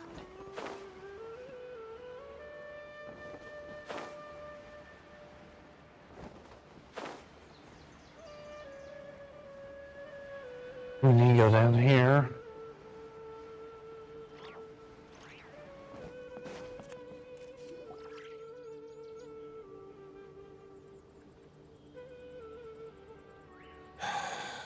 Who did the Ajalenok nut offend? I just don't get it. Hey, Jer. Still musing about Ajilenok nuts, huh? Want me to have Sino come over and tell Oh some boy. jokes? Might help distract you. No. No need. I'm done. Knew it. I like jokes. Yeah, that's one nutty idea. That's not all. Yeah, that's one nutty idea. That's not all it's cracked up to be. Oh dear. Another master of puns. I'd choose it. One of Sino's card buddies, actually. I think I might just take that as my cue to head back to the desert. I'd choose it. Hold on. So, what's the deal with the Ajilenok nuts? Other than the bad Sino jokes. We'll get to that. But first, introductions are in order. This is Jer, a member of the Temple of Silence. And you remember the Traveler, right, Jer? Of course. I'd never forget a participant in the Rite of Duels or the hero who saved Sumeru. Awesome. Could you go over what happened to you one more time, Jer? Our valiant hero is gonna help us get to the bottom of this. I am. Might as well join since you're here, am I right? Just hear him out. You're gonna want to uncover this mystery once you do. I'd bet on it. Well, I was on an expedition in the desert not too long ago, when I got caught in some quicksand. Later, it became obvious it wasn't normal quicksand because instead of sinking to my death, I fell into an undiscovered ruin. In my panic, arms and legs flailing about, I suspect I touched some things I shouldn't have. Because in that brief moment, an enormous amount of information came surging into my mind. I would hesitate to even call it knowledge, because my brain had no capacity to process the information. To use an analogy, it would be like trying to stuff thousands of Ajilenok nuts into a small water skin without it bursting. Sorry again with the Ajilenok nuts, I know. It's fine. We're getting to that part of the story anyway. True. Well, just as I was on the verge of madness, a single phrase broke through the storm of thoughts in my head. It was a man's voice saying, "Don't eat Ajilenok nuts." What? What? I know it's hard to believe, but that's what happened. I was saved by the phrase, "Don't eat Ajilenok nuts." Mention the man's voice. Do you know who it was? I'm not sure. I'm not even certain it was a man's voice. It's hard to remember now that I've been repeating it so much myself. Anyway, the good news is I no longer feel like my head is going to explode. Of course, the bad news is that phrase has been stuck in my head for the past few days. Wow. But doesn't it have the opposite effect? Like, the more you say don't eat it, the more you want to eat it? Yes, that's exactly right. Whoever the voice belongs to, I don't know what his deal is with those nuts. Well, the world's a big place. There's bound to be people who don't like sweet stuff. I suppose. Strangely enough, I'm starting to think the voice belonged not to a man, but Okay. A cat? A cat. Wow. that's the question, isn't it? What would a cat be doing in an abandoned ruin like that? Just as my mind was reaching its breaking point, I could have sworn I heard the sound of a cat guiding me to exit. But when I came to, all I saw was endless desert, and Sethos shaking me in a desperate attempt to wake me up. I'll admit, it was pretty terrifying seeing you like that. Staring off into space and mumbling about Aji knocknuts. You sure don't sound terrified. Sorry. It's not that I don't care. It's just kind of hard for rambling about Aji knocknuts to sound menacing. Now, what Layla was saying, on the other hand, that is much creepier. You mean about the number of moons? Exactly. The unknown is what breeds fear. Aji knocknuts are familiar. But the moon suspended above us at night? That's about as foreign as it gets. Well, we don't know that for sure. There could be a whole other world inside an Ajilenak nut, with a moon of its own. Huh.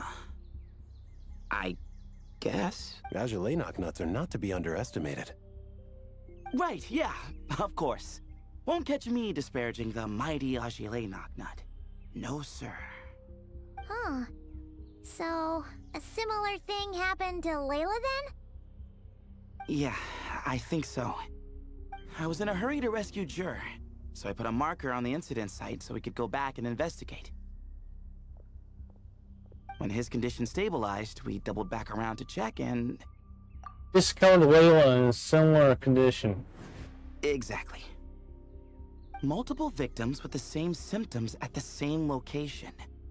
It wasn't hard to conclude that something is seriously wrong with that place. So, after we got Layla out of there, I had the Temple of Silence put up a warning sign at the scene and send patrols to watch the area. Speaking of, Sino, Tighnari, and I are going to head back there and investigate once Layla is stable. So, as per usual, you're here just in time. Yeah, sounds like sounds like you need all the help you can get. That's for sure. But there's another reason I want Sino and Tighnari involved in this. Because the story doesn't end there. Right, Jer? Oh, yes. Where was I? The Ajilenak nuts butted in and I... Right. Yes. The cat. As I followed the cat noises, the voice said something else. So, there are those from Tula who still endure. I thought that was strange, of course, because, well, was the voice referring to me? Records of my ancestry are rather sparse, so I'm not sure if my bloodline even traces back to that place. Tula. That's right. The Temple of Silence's place of origin. And the home of Tighnari's people. Plus, Hermanubis, who Sino and I both share a connection to, was one of the city's founders. As the temple's current leader, if something strange happens in the desert, it's my job to get to the bottom of it. But it turns out, a lot of people have a horse in this race, and I'm not leaving any of them out. Good idea. Count me in too. See? Knew you'd join. But yeah, that's all we know about Jer's situation. Tighnari should be done on his end. Let's head back and check on Miss Layla. Okay, so hold on.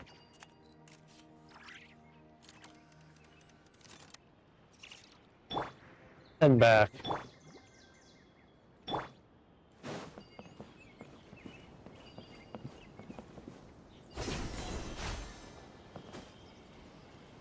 Okay, so that was a failure.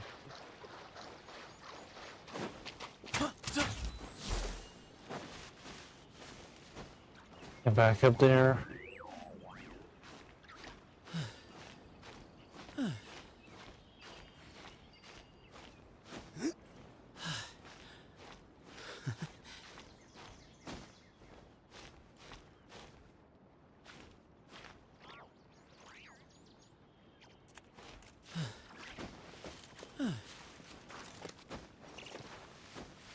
Get back up here. We can go to the other side.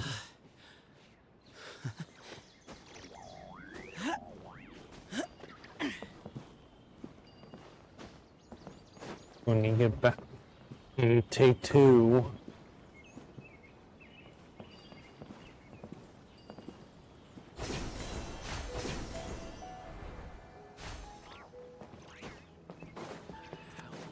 Let's check on Layla.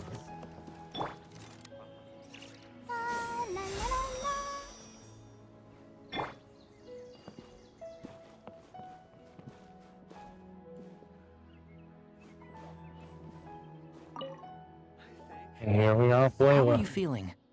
But don't speak if it's too taxing. It's fine. I'm much better now, thanks.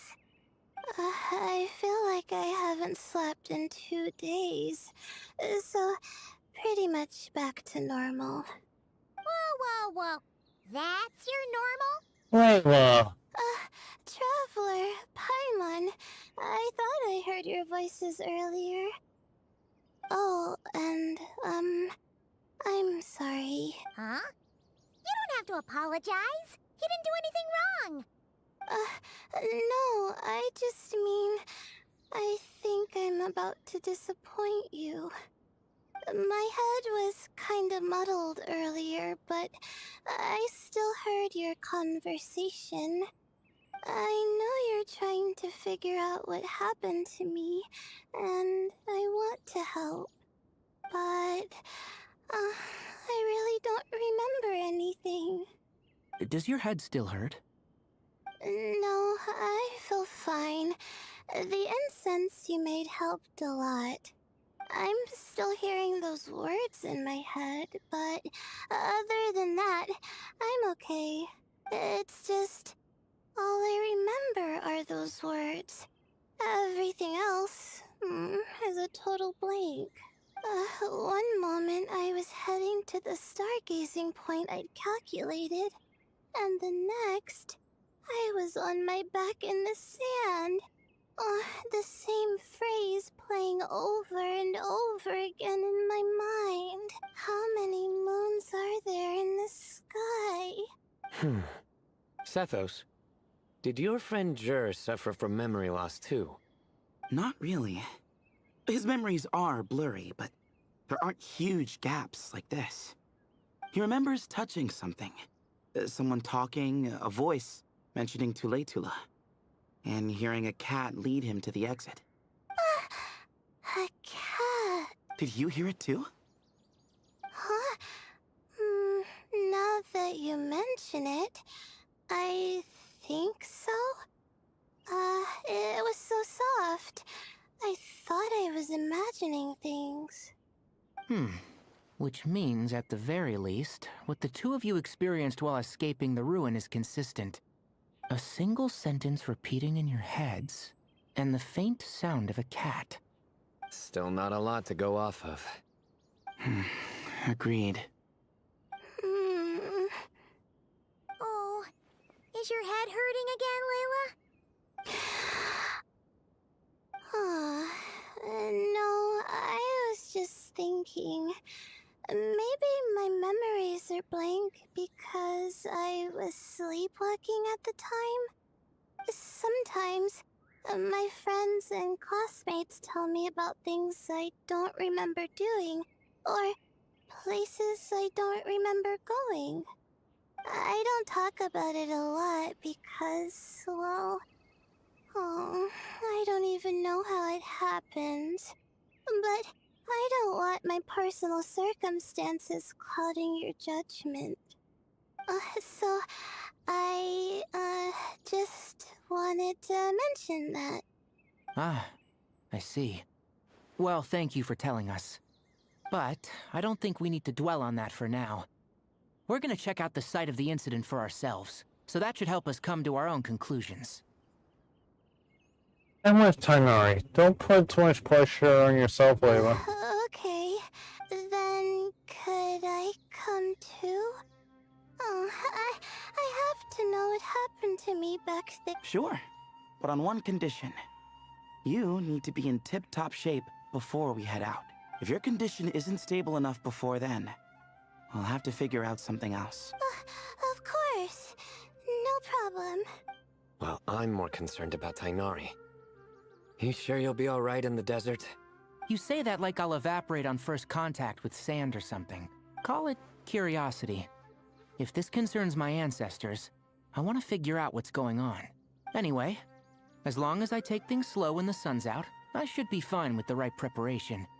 Besides, it's a good idea to have a doctor on hand in case of emergencies. So long as our doctor doesn't become the emergency. Well, if that happens, I suppose I'll just have to rely on the kindness of my entourage to haul me back home. Alright, well, That all sounds good to me. Let's meet in 2 days like we agreed. Jer and I are gonna head back to the Temple of Silence to do some research in the meantime. See you in a couple days. Sounds good.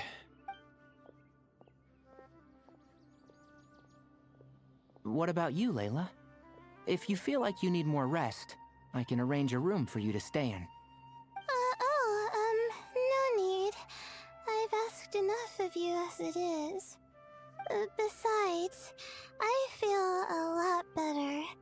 I should make it back to my dorm, no problem. You sure? Don't push it too hard, or you might end up sleepwalking along the way. Don't worry. I'll be fine. I have other things I need to do anyway. Like letting my advisor and classmates know that I'm fine. Adjusting my stargazing schedule. Things like that. If I don't get it all done, I doubt I'll be able to sit still, let alone stay here and get some rest. I'm not so sure that's You know what? I'll make sure she gets back. a much better idea. Thank you, Traveler. Of course, if anything starts to feel off, come back for a checkup right away. You'd better listen to him, Layla, or he'll feed you tasteless slop as a punishment. Punishment? You're the one who caught a cold. You're supposed to eat light when that happens. Besides, with your nose stuffed up like that, you couldn't taste anything to begin with. Huh. Is that so? And here I thought it was an in-taste-to-no issue. Should have seen that coming.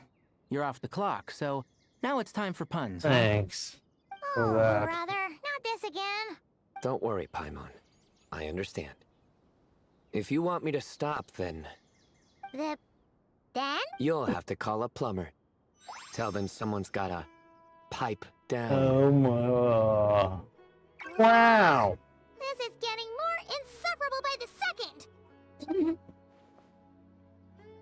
Put a sock in it already, please. God, Paimon, one socking coming right up. Oh boy.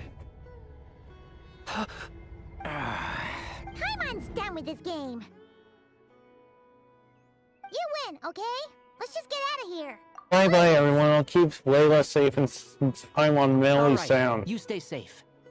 I'll try to stay sane. Okay, so I think. Let's see. This is where I can call the stream. Thank you guys for watching, and I hope you enjoyed. Hope you had fun. I'll see you in the